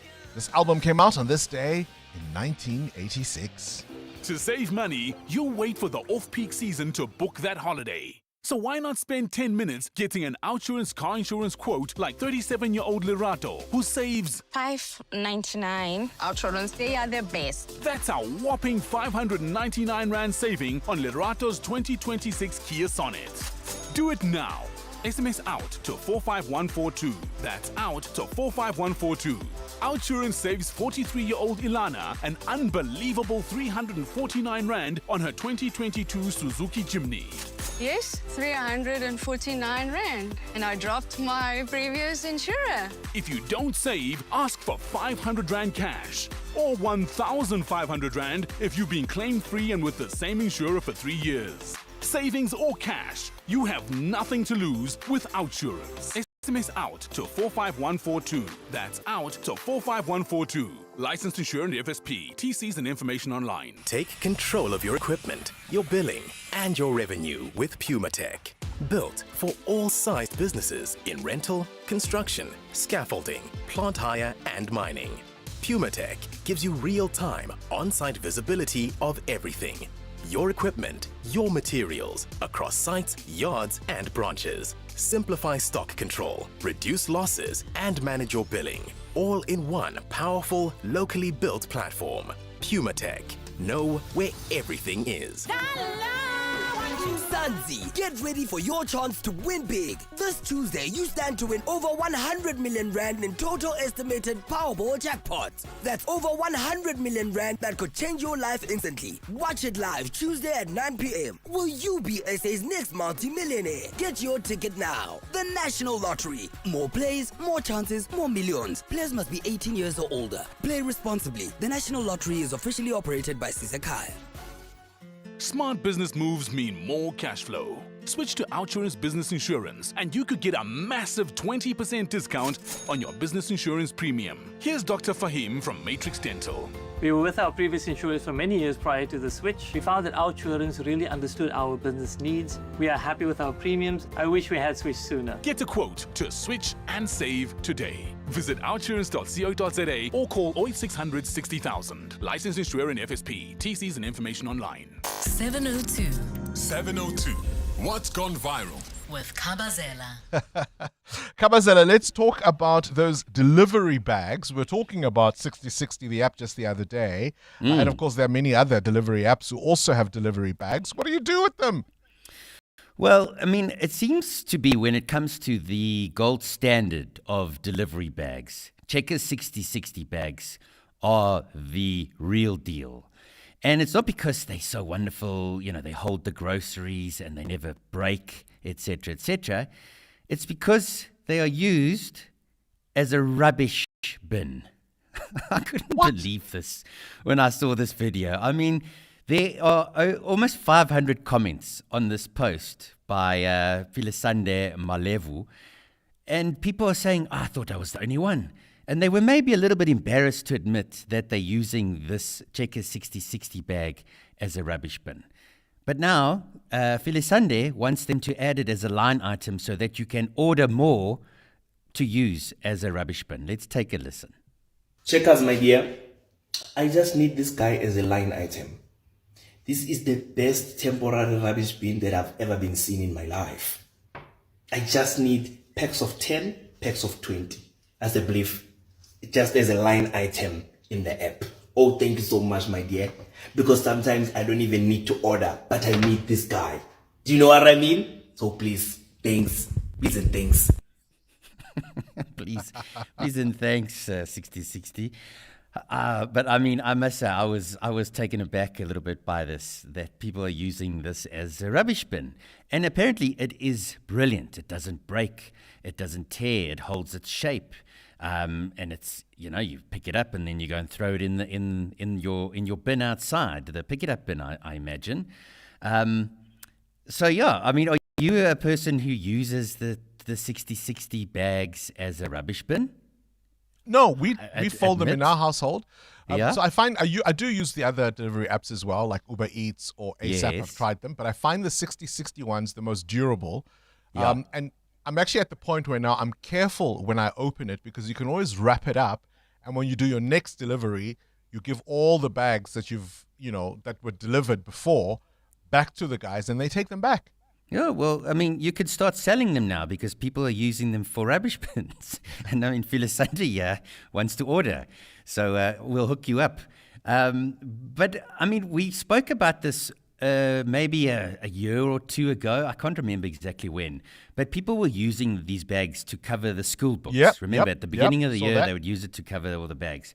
But now there are so many other uses that people are using. So one or two here says, hey, these bags are kwai. I use it in the garden when pulling out weeds. No poking through like with plastic bags. I use it for arts and crafts.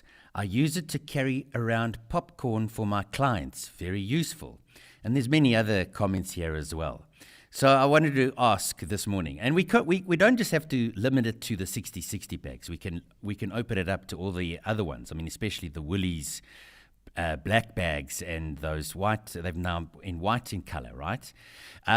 What do you use them for, other than using to carry your groceries? What are the other uses for these bags? Delivery bags? All right, let us know. As I say, you can keep them neatly, fold them and give them back when you have your next delivery. But if you choose not to do that, what else do you use these delivery bags for? 702. 702. Feedback. With Rupfiwa Kone. Rupfiwa Kone joins us now to give us some feedback. Do you use the delivery bags for anything, for school projects or things like that? They can be used. They can be reused for many things. They can also be reused to give your visitors when they go home. If you want to give them like a little lunchbox or whatever, you put in the delivery bags. Can you understand how you're going to put that? I'm trying to understand, guys. As well. Not put your food directly in there, but As a tea, carrier bag. Exactly. Okay. So can be reused projects, things like that, Bongani. Don't misunderstand me, Amo. However, in the feedback that we have today, Bongani, listeners are reacting to your question about when people should simply keep their mouths shut. Yeah. And many are saying there's no decorum at funerals anymore. Right. People are disruptive. This is a moment where family is grieving and Can I mourning. say what annoys me? It used to be that we all sang hymns at the graveyard. Now people hire bands or they'll play, instrumentation, and people who just sit there and talk And chit-chat and just lack that decorum. And also gossip on transport. Many believe that actually your private matters should stay private. you. We don't want to hear your personal conversations and how you feel about your grandmother and how you were treated and all that. So keep that to a minimum, Morani. All right. Up next, we will be speaking about the scenes at Trafalgar Square in London yesterday, as many mourners came out in support of the now dead Professor Jason Arday. And Benji is back as the real winner of this season for MasterChef South Africa. All of that to come. This is EWN. A teenager has been arrested for child exploitation in the Western Cape, and the recent extreme weather has left a knock-on effect for some farmers. Good morning, I'm Sfiso Zulu. Please note the following story contains details about a minor allegedly involved in child exploitation. Police have arrested a 16-year-old boy in Malmesbury in the Western Cape after linking him to international child exploitation networks. He was caught yesterday for accessing, facilitating, downloading and being in possession of child sexual abuse material. Local police received information from the FBI and the United States Embassy, as well as the National Center for Missing and Exploited Children. The intelligence then indicated that a target suspected of being linked to a violent online network, commonly referred to as 746, was believed to be located in South Africa. The police's Amanda van Wyk. The 764 networks are violent international online extremist networks associated with child exploitation. These perpetrators reportedly target, blackmail and coerce minors into online sexual abuse, torturing and murdering of animals, and other forms of harmful criminal activity. Van Wyk says an inspection of the suspect's devices uncovered explicit images and videos depicting child sexual abuse and animal mutilation. The devices will undergo comprehensive forensic analysis to determine the full extent of the alleged offences. A number of child victims have been identified thus far. The teenager is expected to appear before the Malmesbury Magistrates Court on Tuesday, the 18th of August. Some communities across the country are counting the costs of recent cold snaps, while many families are preparing for their damaged homes or repairing them at least. Farmers are facing a crisis of their own as livestock losses mount. In Vlosseras, one woman says years of hard work, sacrifice and investment were wiped out in a matter of days.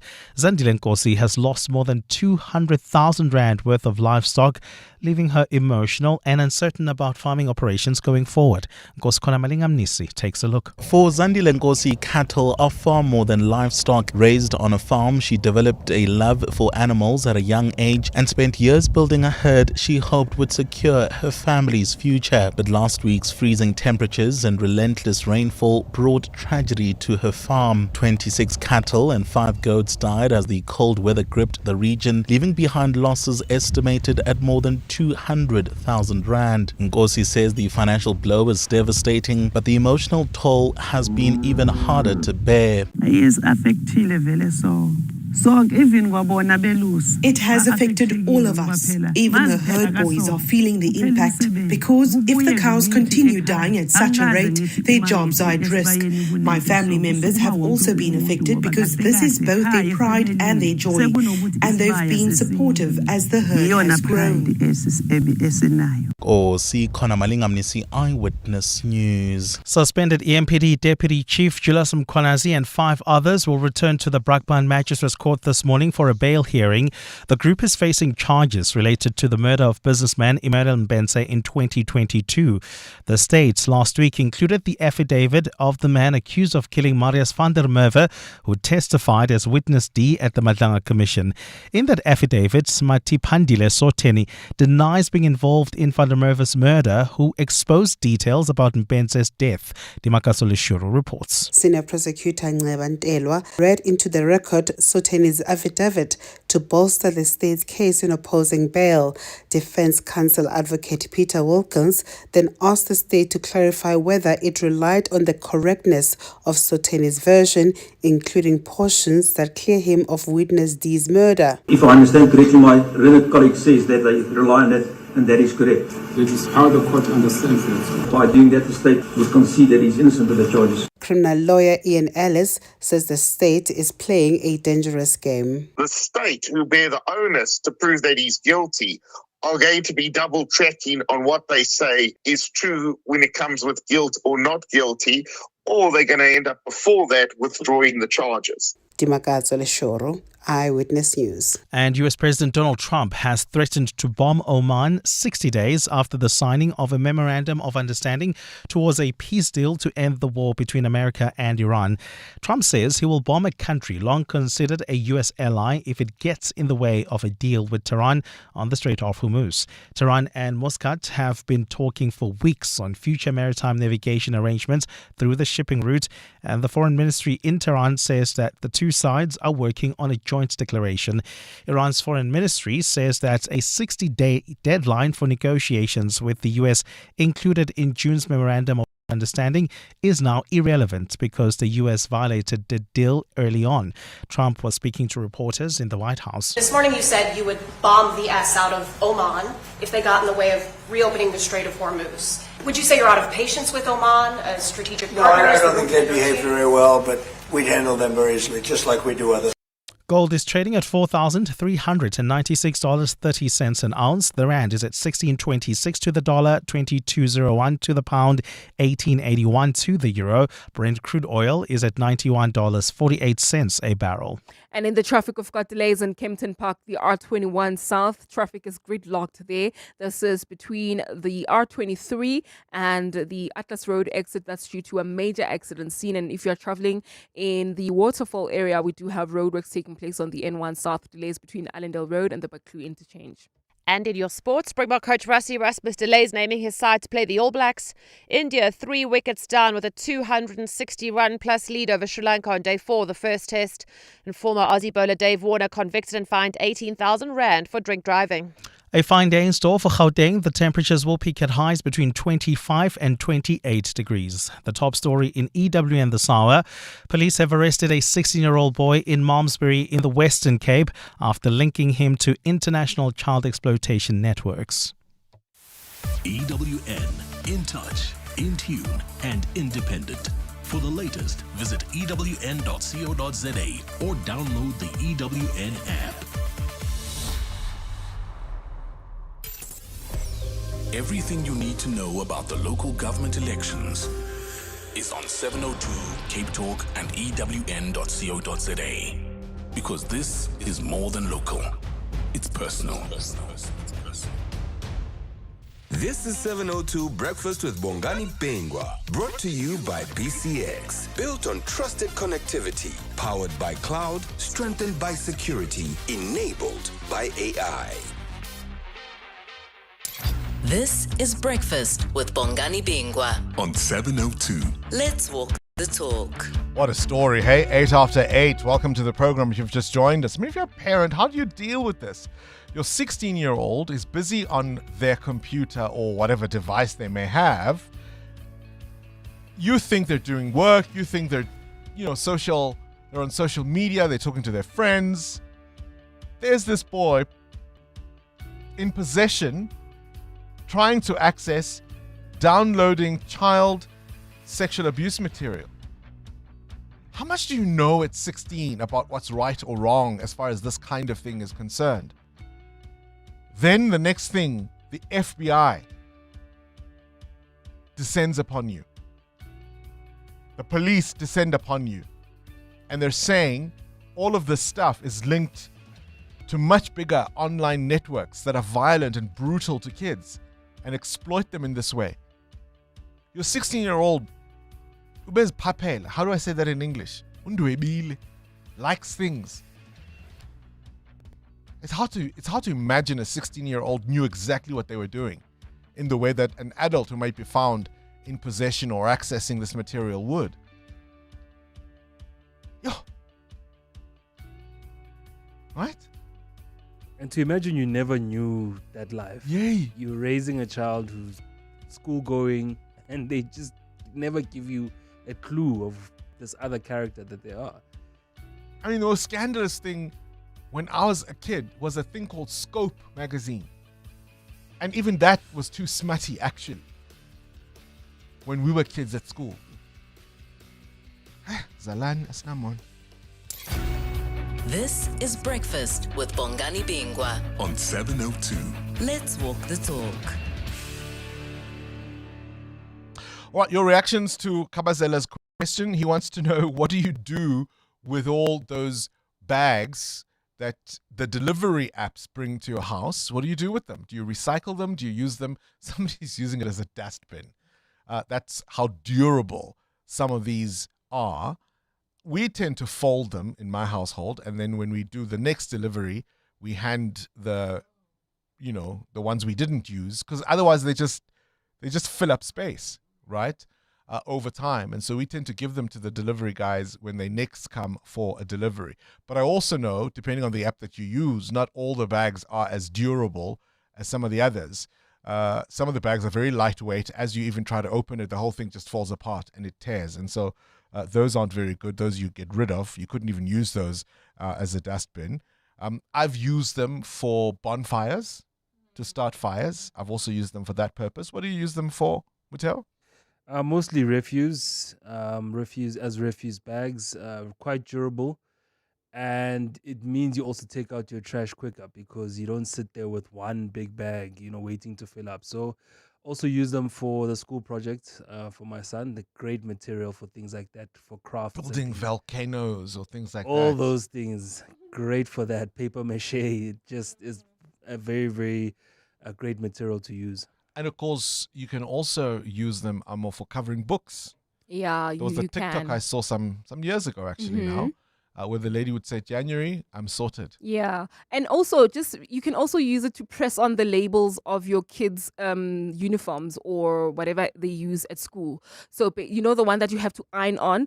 So you put the label and then the ink doesn't go through? No, the ink doesn't. You use the brown paper to iron it on, and then it will stick on the clothing labels. It is the best to use. All right, give us a WhatsApp voice note, 072-702-1702. Rassi Erasmus is urging Springbok fans to just pipe down on Saturday at Ellis Park in that first all-important game against the All Blacks. And we were talking about when is it inappropriate at times for people to and talk in the background.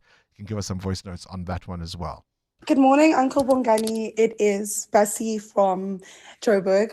So with the Checker 60 bags, so I would not order them, but the one grocery item I always forget to buy, no matter how hard I try, are dustbin bags. So yeah, the Checker 60 bags do come in really handy when I'm really in a bind, and they are durable, they don't leak, they don't tear, they can get to the main dustbin in the complex somewhat intact. So yeah, I wouldn't go as far as ordering them, but they do come in handy when you're in a bit of a pinch. Hi, Bongani and Kabazela. I think we all know what the alternative uses for Woolies black bags are. Bob in Johannesburg. Hey, Bongani. My Woolies black bag. I put my wallet when I go for shopping. Just put my keys and that is doing the job. Hey, Bongos. I thought I was the only one who uses those things as rubbish bags. But the 60 ones, because they come and collect them for recycling, those ones I don't. But both checkers, Woolies, they don't recycle those guys. So I use them as rubbish bags. Works perfectly. I thought I was the only one, actually. Perfect rubbish bags, those things. Good morning, 702 Landers. Good morning, Uncle Bongani. Oh man, bless your heart. You fold them and return them to the store? No, Uncle Bongani. Yeah, I'm also a little bit embarrassed, but I use those bags as well as like a refuse bag as well. But yeah, I'm glad there's other people that do the same. All right, thank you. Bye. What do you do with the bags you get from your delivery apps? You're with Bongani Bingwa. 702 weekday mornings, 6 to 9 a.m. Gosh, I think it's time to have a deeper conversation about what has unfolded over the last couple of weeks. Uncomfortable conversations, perhaps. This is around the death of Professor Jason Arday. One thing, of course, is about academic integrity. The other is about race. Who gets to be put under the microscope when they become successful? Arday, as you remember, was the youngest ever black professor at Cambridge University when he was appointed in 2023. From the beginning, I think, there were questions about his work academically. There were allegations of plagiarism and even questions about some of the achievements attached to his name. He denied the allegations, and his PhD awarding university, Liverpool's John Moores University, had previously concluded that he did not, in fact, plagiarize. He was never actually found guilty of plagiarism. Cambridge later launched its own investigation into his appointment. And of course, there's been media attention, attacks, and relentless scrutiny on his record, leading to his resignation on the 5th of August. And just days later, on Friday, he was found dead at the age of 41. Interestingly, Cambridge's Chancellor, Vice Chancellor, I beg your pardon, Lord Chris Smith, has accused sections of the media and the response to these accusations as a racist feeding frenzy. So how do we deal with all of this? Do we ignore questions that might be legitimate about someone's qualifications because they are of a certain race? Or do those questions arise because of that fact in the first place? Professor Shepherd Mpofu is an associate professor in communication science at UNISA and joins us now. Prof, a very good morning to you. Thank you for talking to us. Good morning, Bongani. Thank you for inviting me, and good morning to your listeners. So, I mean, at heart for me, it seems to me that the real debate here is, on the one side, those who say we can't ignore questions about somebody's academic record simply because they are of a particular race, and others who say often those questions arise and are a lot more rigorous because of someone's race. Yeah, I think it's quite important that the world that we live in is a world of binaries, right? You have straight, you have gay, you have white, you have black, you have left-handed, right-handed, and the like. And to a certain extent, when we're having certain conversations about certain issues, these binaries will tend to also come into the picture. And this issue about race and also academic integrity, I think gain spotlight because of the way that issues around these same things have been discussed when other people, or especially when the white race has been concerned, right? So there's never been consistency in discussions of academic integrity between black academics and white academics. They've never been treated as academics. But what seems to be coming onto the fore is the race of the person involved.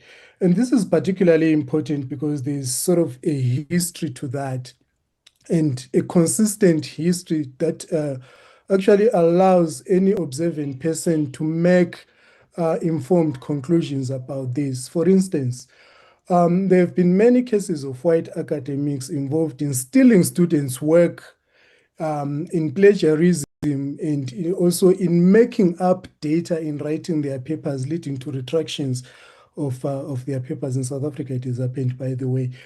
And when it's white scholars, this story is sort of discussed, written about, and then it dies immediately after. But when there's a black person involved, as in the case of Ade now, he comes across, or is brought across to us, not only as Jason Ade, but also is this poster boy for racial integration, or for DEI in the UK, diversity and equity and inclusion. So he's not only an individual in this particular case, but also is representative of all blacks. And then who brings about this story and how is it discussed? What are the headings? If I may come in there, Prof, though, hang on. I mean, his story was extraordinary by any account. I mean, this is somebody who battled particular learning difficulties, was able to overcome those, according to his biography, and became this prominent professor at a very young age. There was, of course, the idea that he was the youngest ever black professor, but I dare say, had he been any race, the backstory to how he got there would have been noteworthy and would have been something worth writing about. And so when questions then emerge that some of those details might not be true, is the fury, is the scrutiny misplaced because he's black? Indeed, for me, and for other academics as well, who have actually commented on this, I think we agreed that his story is extraordinary, but I, as a black person, really, there's nothing really extraordinary about that. Not to say that is believable. Some of the things that he say are quite outlandish, and the issue, the main problem. What is the world to do then? I mean, if you're saying that even as you understand that some of the scrutiny he faced was because of his race, what do we do with questions that arise where it's not make sure, as the kids say? Yes, it's not make sure, Bongani. Let's be honest. I've gone through his work as an academic, and this is not to say that I've been analyzing and whatever. But his work is quite poor scholarship. Not that it's terribly bad. It has no space in the academy. It's poor scholarship, which look at the title of his PhD thesis, the apostrophe after students. I think, is it teachers or students, something like that. It's not even supposed to be there. You look at the issues around so-called plagiarism, which John Moores University has actually said is not all that terrible plagiarism, right? But it's there. There is plagiarism in that particular case. And John Moores University has actually cleared him. But the other thing now is the mixing together of his backstory and this particular issue that is coming up is the one that is quite curious for most observers.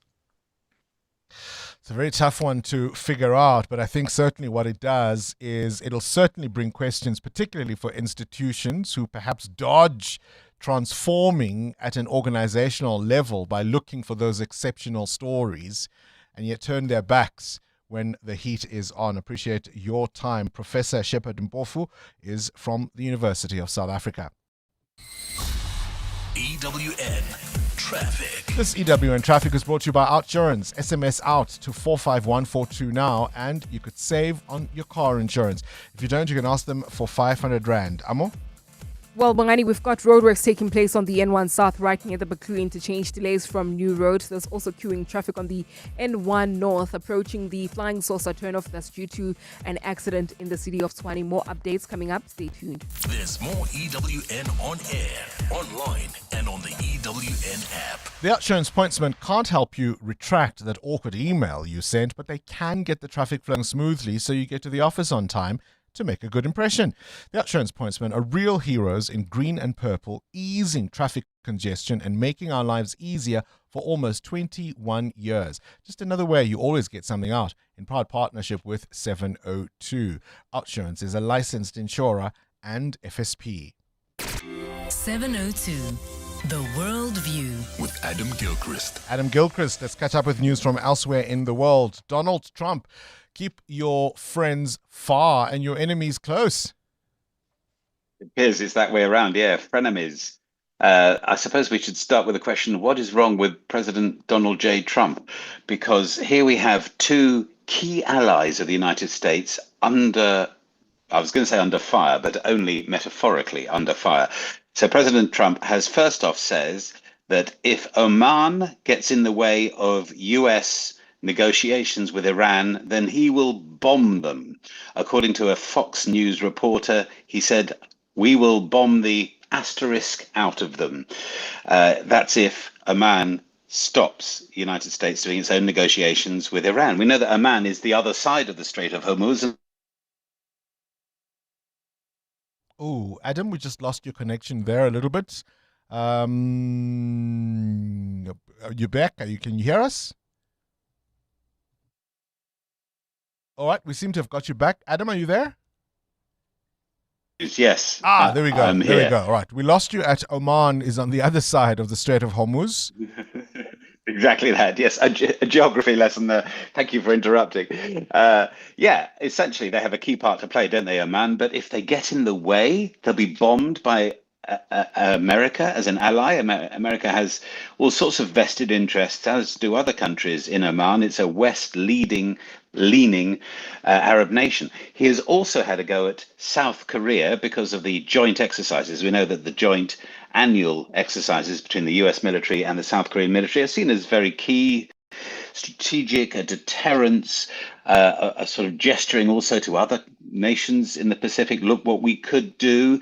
And now Donald Trump is questioning whether they're too expensive.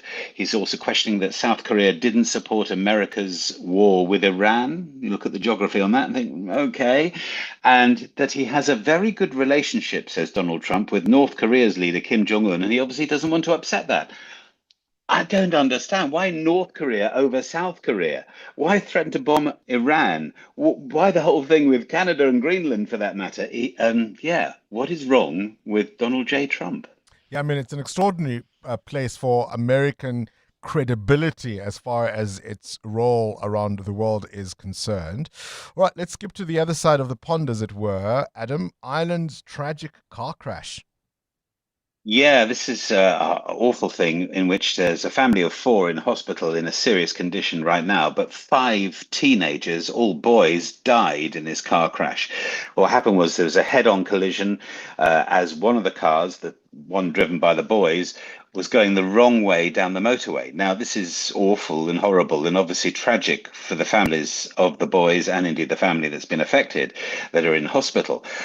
But it appears the Garda Commission, the head of Ireland's police force, and indeed the Taoiseach himself, Michael Martin, are suggesting that the 5 boys may have deliberately driven the wrong way down the motorway, that it's become a thing where people film themselves on their videos, on their phones, doing this as a sort of craze. I mean, clearly a crazy craze, but they want to get likes or hearts or ticks. Look at us, we're going the wrong way.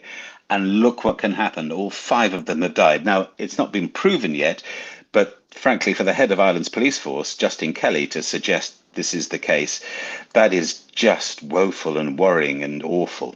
I mean, what's really worrying, Adam, is that it's not the only thing people are doing to be daredevils on social media. Tell us about sharks.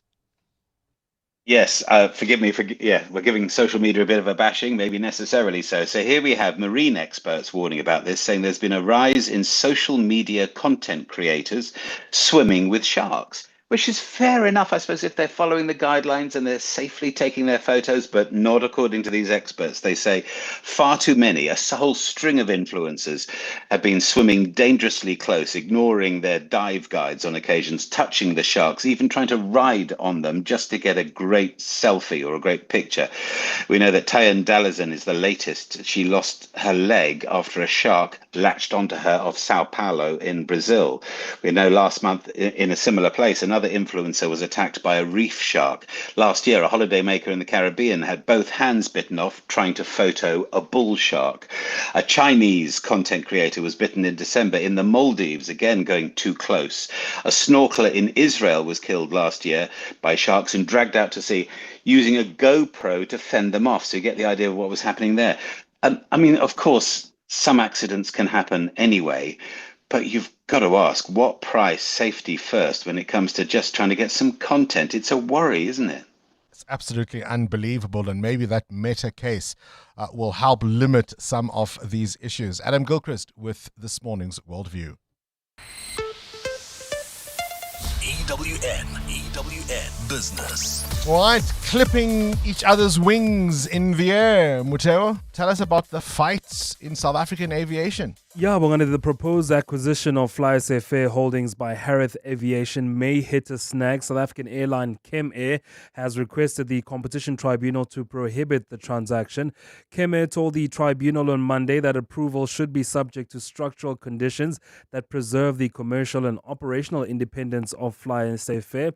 KemAir's main worry is that Harith General Partners, the buyer in this case, would give FlySafair unfair advantage because it has a 37% stake in Lanseria Airport. Now, the Competition Commission last month recommending that the tribunal approve the proposed transaction with conditions which related to Harith's interest in Lanseria International Airport.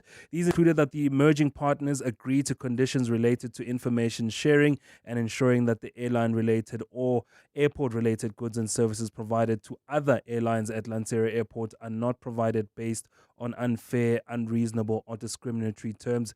Basically saying Harith can't give FlySafair, a head or an advantage into contracts and into anything that should be done at the airport just because it has a stake in the company. All right. Despite what we say about renewables, coal remains the black gold.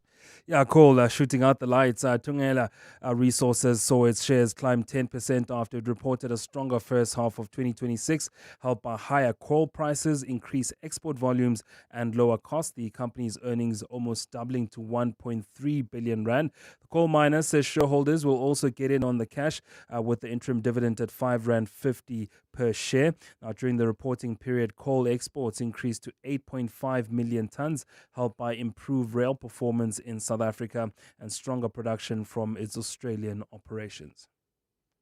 Your indicators? The rand at 16.26 against the US dollar, 18 rand 82 against the euro, 22 rand 1 cent gets you a British pound.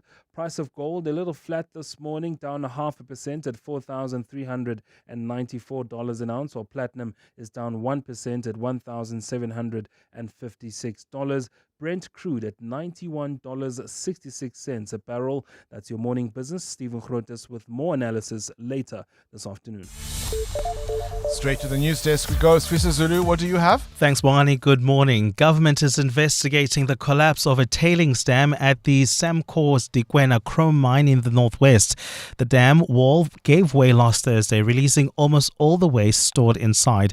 A railway embankment and nearby barriers prevented the spill from reaching a public road nearby. No injuries or deaths have been reported. The collapse damaged mine infrastructure, railway and Eskom power lines, polluted a nearby stream and prompted water quality testing. Cabinet ministers, including Minister of Resources, Gwede visited the site yesterday to assess the extent of the damage. What is an issue is that Samango lowered their guards in supervising the contractors. And contractors handled the slimes dam in a reckless way because they saw seepage 3 months ago. Slimes dam themselves. So it's no longer hearsay, it's what we have observed. Alleged crime boss Vusmuzikat Matlala is expected to return to the Matlala Commission next Monday. Matlala appeared yesterday at the inquiry after he was subpoenaed to testify. He expressed his disdain for so-called political fixer Brown Mokhotsi. Karinda Jagmohan reports. There's no love lost between the alleged criminal kingpin and the so-called political fixer. I actually hate him. Why, if I may inquire, as a matter of He caused a lot of problems for me. Vusimusikat Matlala paid more than 150,000 rand in a space of a month to Brown Mokhotsi, who promised assistance with police matters via a high-profile link. It's either he was using Mr. Senzo Mkhunu's name to swindle money from me, or he was working with him, but still he was asking money also on the side. Matlala claims former police minister Beki Cele encouraged the payments to determine whether Mkhunu was behind it. In turn, Cele helped Matlala recover his confiscated firearms. Matlala now believes he was used as a tool in police infighting. Karinda Jagmohan, Eyewitness News, Pretoria. A police officer is expected to make his first appearance in the Mitchells Plain Magistrates Court today on corruption charges. The sergeant was arrested over the weekend after he was caught accepting cash to take dacha and tobacco into the holding cells of local police station.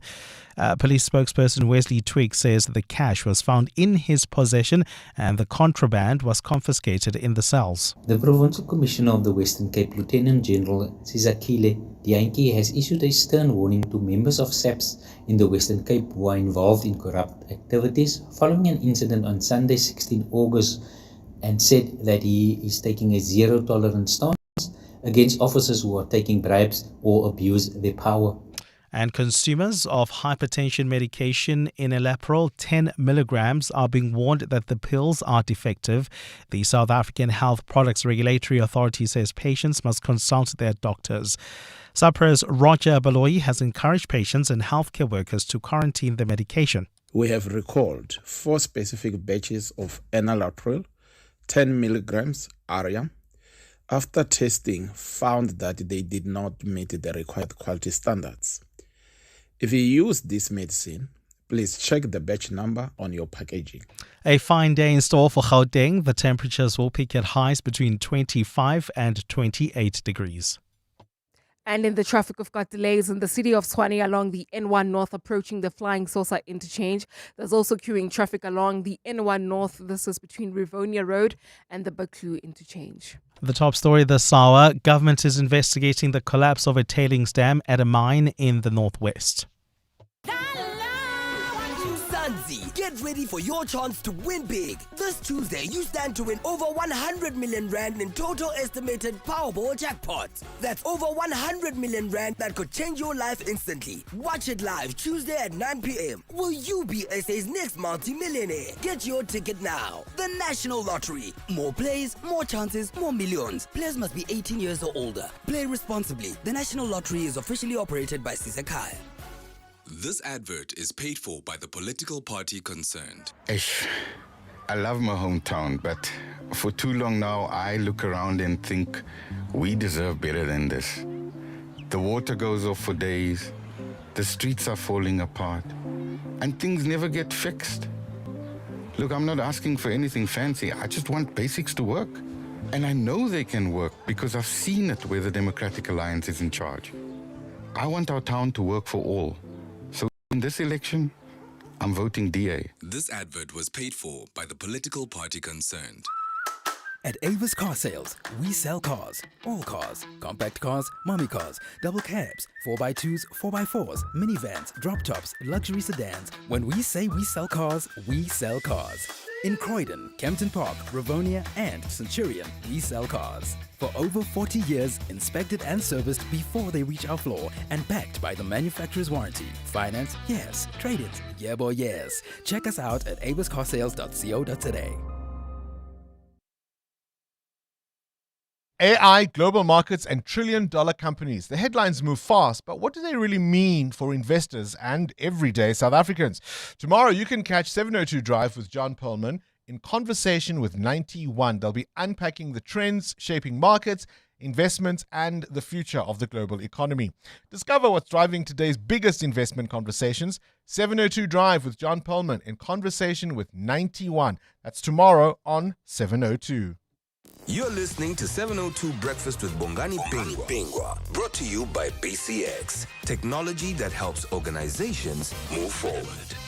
Hi Bongani, so Violet here. With regards to the brown paper bags, I actually use them to draft and draw my sewing projects on. They're quite useful and durable in that regard. Hello, we cut them up, bind them and use them as sketchbooks for our urban sketching group, D from Germiston. Morning, Bongani. How are you? So with the brown bags, we collect all our wet waste from the kitchen in there. We put about 2 layers, and then we basically chuck it straight into the compost because the brown bag breaks up immediately.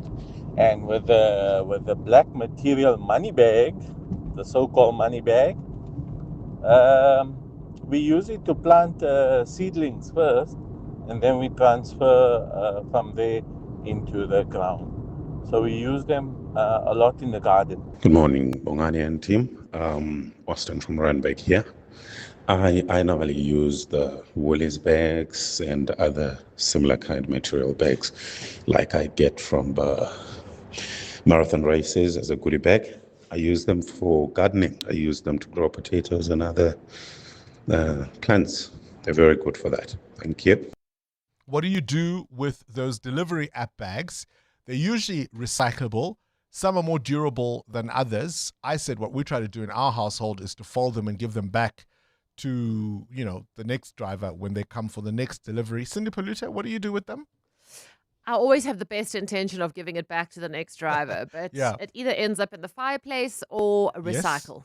Yes. No, ours have definitely ended up in the fireplace. I did see a TikTok of a woman who covered her child's school books in them. Yes, I've seen that. The problem with trying to get them back to the driver is that sometimes when you pull the sticker off, it rips the whole bag. Yeah. So are we supposed to give them back in one piece and two piece? Are they going to get reused? Is Checkers going to recycle? What is the deal? I think they do recycle them because, I try to be careful with the sticker for exactly the reason that you are raising, because you think maybe they can reuse them for other customers. But I don't know if they do. I don't think And maybe that's something we should find out from 6060. When you do, please ask them also to put a handle on it.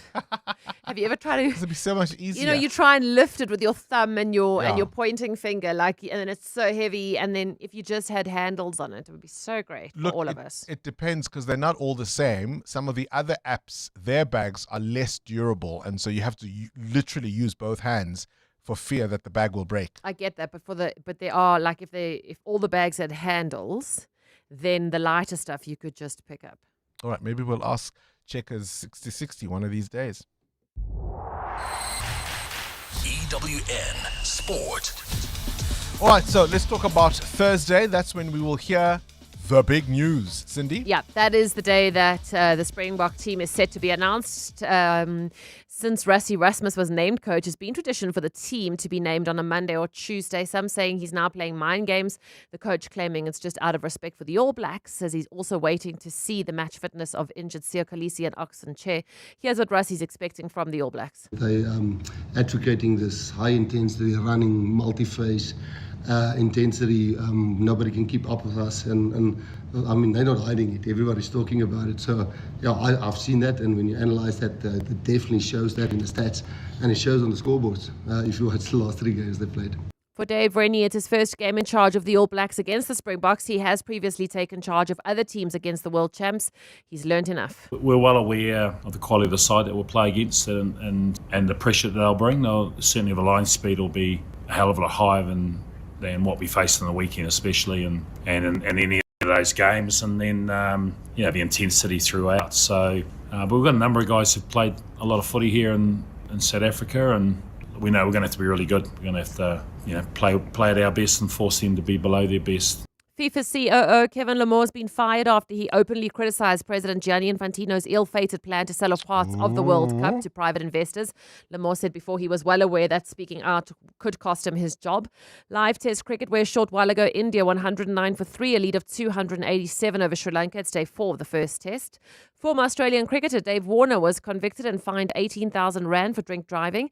For 12 months, his car will have a vehicle ignition interlock device. It's a breathalyzer wired to his car's ignition system. It stops the engine from starting if it detects alcohol on the driver's breath above a certain limit. In April, Warner was stopped at a roadblock where his blood alcohol reading was 0.104.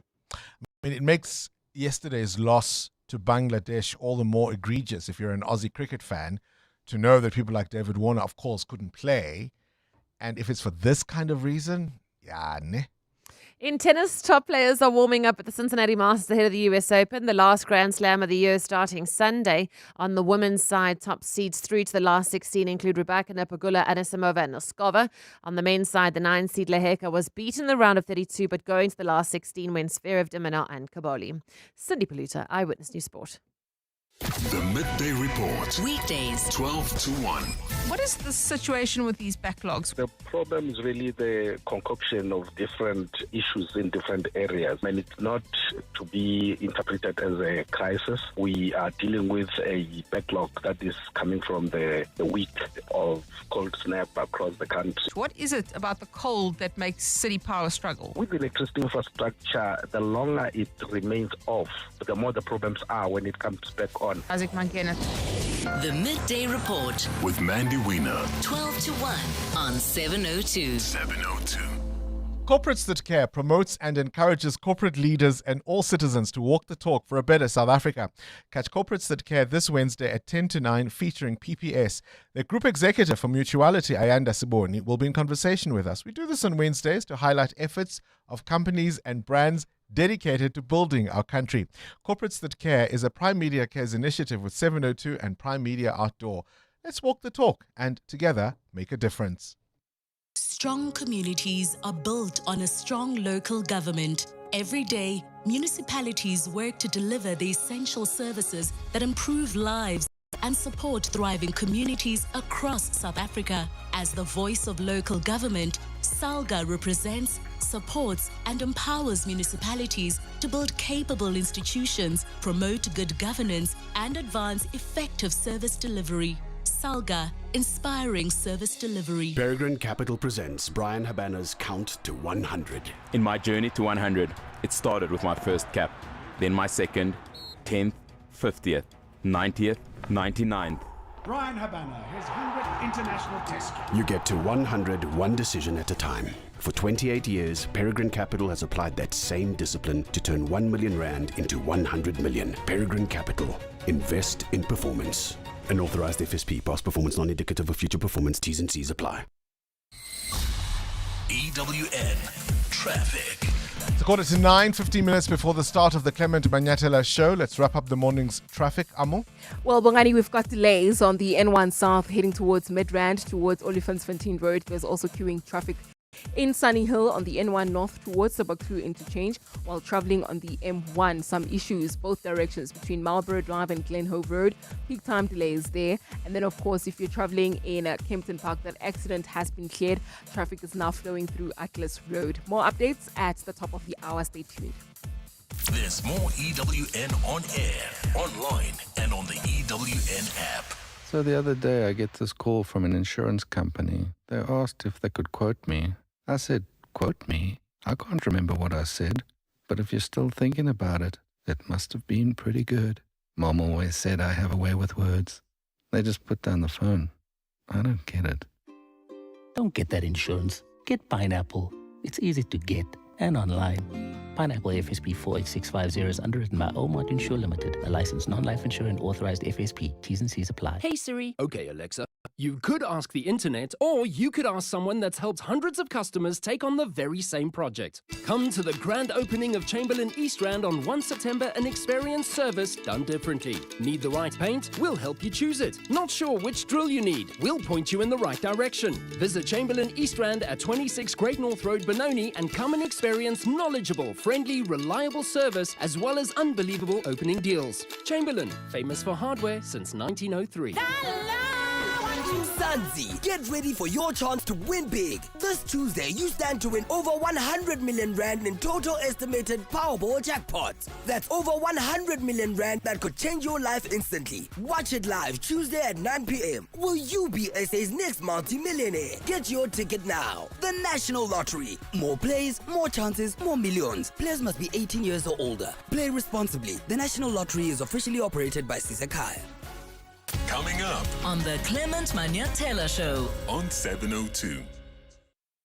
Clement Manyatela is in the studio, and of course, between 9 and 12, you've got a cracking show. What have you lined up? up? What did you think of Annelie van den Heever yesterday at the commission? Look, I mean, there are two advocates you want on your side if you ever were to get into trouble. Maybe three, top of my head. Yeah.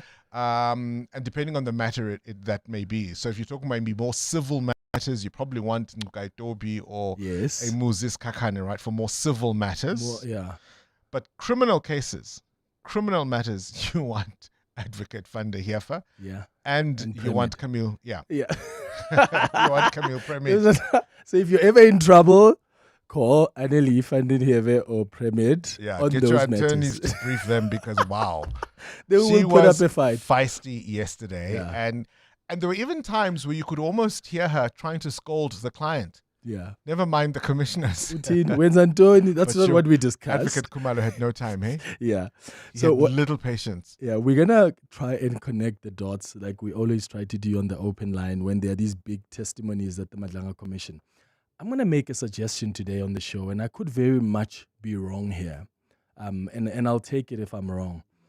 I think for the longest time we've been saying there's nothing that's really linking Senzo Mchunu to the more criminal elements, right? The smoking gun. Yeah, we haven't we had said the smoking gun. At Yeah. the most, what you will find Senzo Mchunu guilty of is that maybe he interfered in operations of the SAPS. He instructed that the PKTT be disbanded immediately with no rationale or report that guided him. But I'm picking up that there are people that are now talking about how Mchunu wanted to clean up crime intelligence.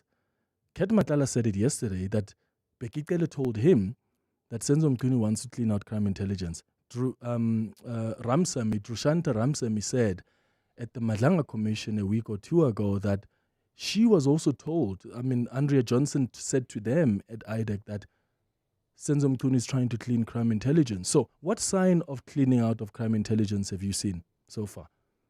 It's the arrest of senior members of crime intelligence. Was that arrest based on anything legitimate? Are those charges real? No. Cleaning up with mud, eh? So, Cleaning it up with mud. With mud. So, if really people are telling us Senzo wanted to clean out crime intelligence, there's only one sign of the cleaning out. That's the arrest of Timisani Kumalo and the other crime intelligence officers. And if really that's the cleaning up he spoke about, then I think he's quite complicit here in what we have seen. Or maybe that was the line that was crafted.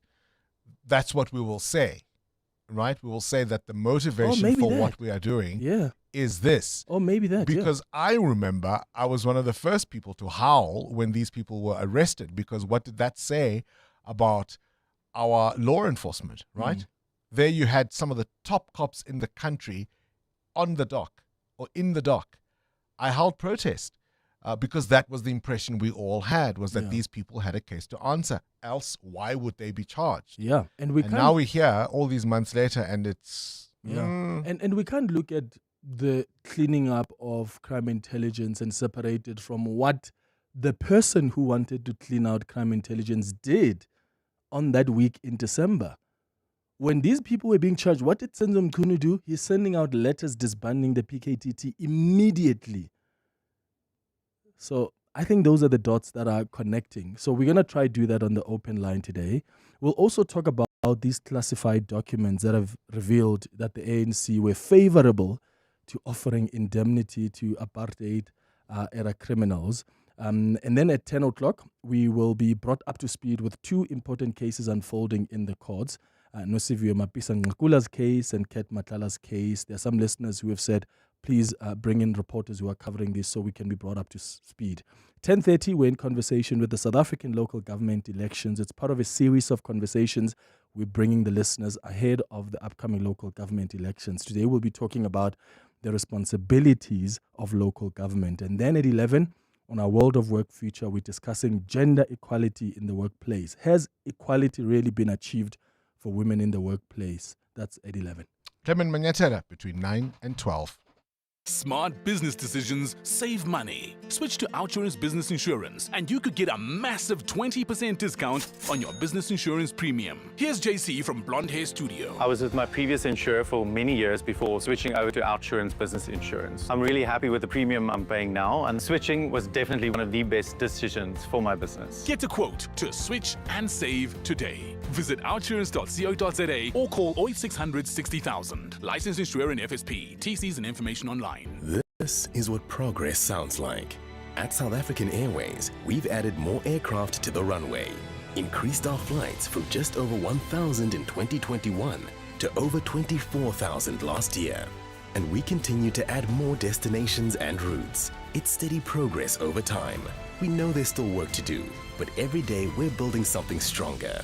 An airline that shares the resilience of the country it carries. South African Airways. Book your next flight at flysaa.com today. Just Andalex it. Do you have a sore throat? Andalex C Oral Rinse and Spray provides targeted relief from 1 minute that lasts up to 4 hours. It reduces pain and inflammation while numbing the affected areas. It also kills viruses and bacteria that cause sore throats to help prevent serious throat infections. Andalex, South Africa's #1 choice for sore mouth and throats. For more information, speak to your healthcare professional. Just Andalex it. Andalex, a proud sponsor of The Masked Singer Season 3. This is Breakfast with Bongani Bingwa on 702. Let's walk the talk. I'm a different person when I'm cooking. I'm definitely here to win. I'm not here to smile. Benji, well done. Benji baby. Benji baby. Benji baby. Well done, baby.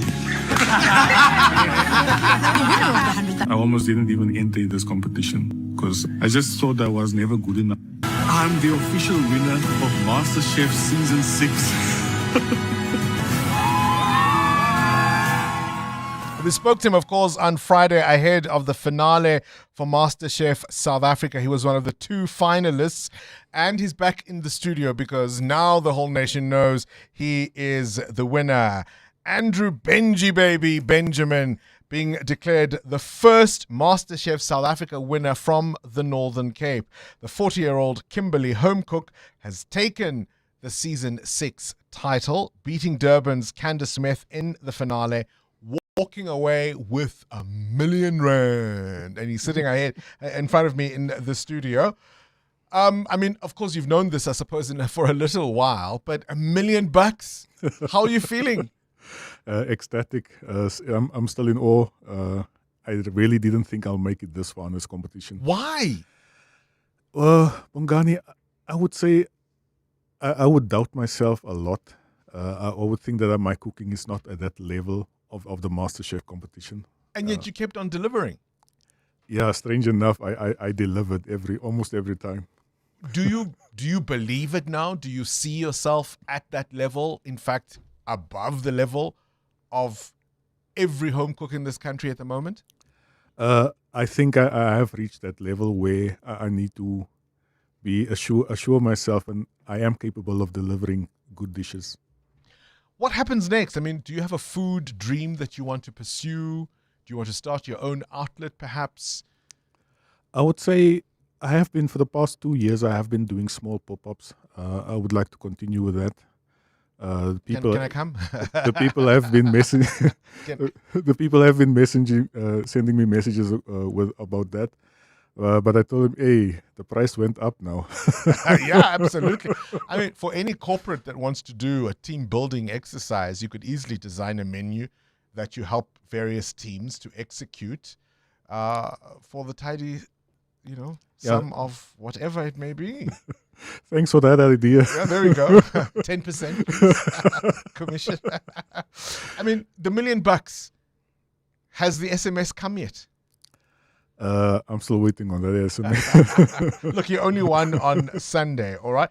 Now, you've spoken about food and home cooks, particularly from your part of South Africa, from places like Springbok and DR and Kuruman and the Kalahari generally. What do you want South Africans to understand about Northern Cape food? Northern Cape food is it's genuine. There's no place to hide it. And what you see, it might not, for some people, it might not be the prettiest plate of food, but it's definitely the most delicious food that you will taste. And I think I just want to showcase other people, from my province, that it is possible to deliver these types of dishes on that standard. For people who may be thinking about entering Season 7 because they watched you, what's your advice? I would advise them that it might look difficult from the outside, but once you are in that kitchen, you have to challenge yourself to do better in each competition, in each challenge. Each episode, each cook. Take each cook as it comes, right? Well, congratulations, Andrew Benji Baby Benjamin, winner of MasterChef South Africa Season 6, or, as I will now call him, the $1 million man. 702. More than a radio station. Let's walk the talk. We told you, of course, about this song and the great waves it made. And we thought, as a sign-off today, we'll play it as a dedication to our colleague who always plays music for us every Sunday. Happy birthday, Pushaza Sibia.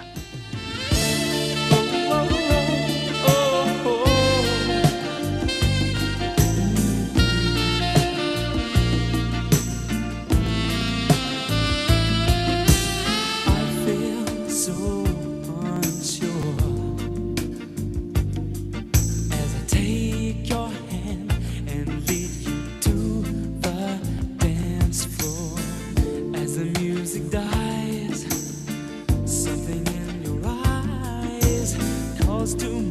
a silver screen, and all it's sad goodbye. I'm never gonna dance again. Guilty feet have got no rhythm, though it's easy to pretend. I know you're not a fool. You should have known better than to cheat a friend, waste the chance that I'd been given. Someone Happy birthday, Pushaza Sibia. Thank you for the music, and we thought, just as a little sign-off, we'd play music for you. Congratulations to Benji. Let us know when the SMS comes in, eh? 7:02 Breakfast with Bongani Bingwa is brought to you by BCX, connecting cloud, telecom business connectivity, AI, and more to help organizations reduce complexity, improve resilience, and unlock opportunities. This is EWN. Good morning, I'm Sfiso Zulu. Please note the following story contains details about a minor allegedly involved in child exploitation. Police have arrested a 16-year-old boy in Malmesbury in the Western Cape after linking him to international child exploitation networks. He was caught yesterday for accessing, facilitating, downloading and being in possession of child sexual abuse material. Local police received information from the FBI, the United States Embassy and the National Center for Missing and Exploited Children. The intelligence indicated that a target suspected of being linked to violent online networks, commonly referred to as the 764, was believed to be located in South Africa. The police's Amanda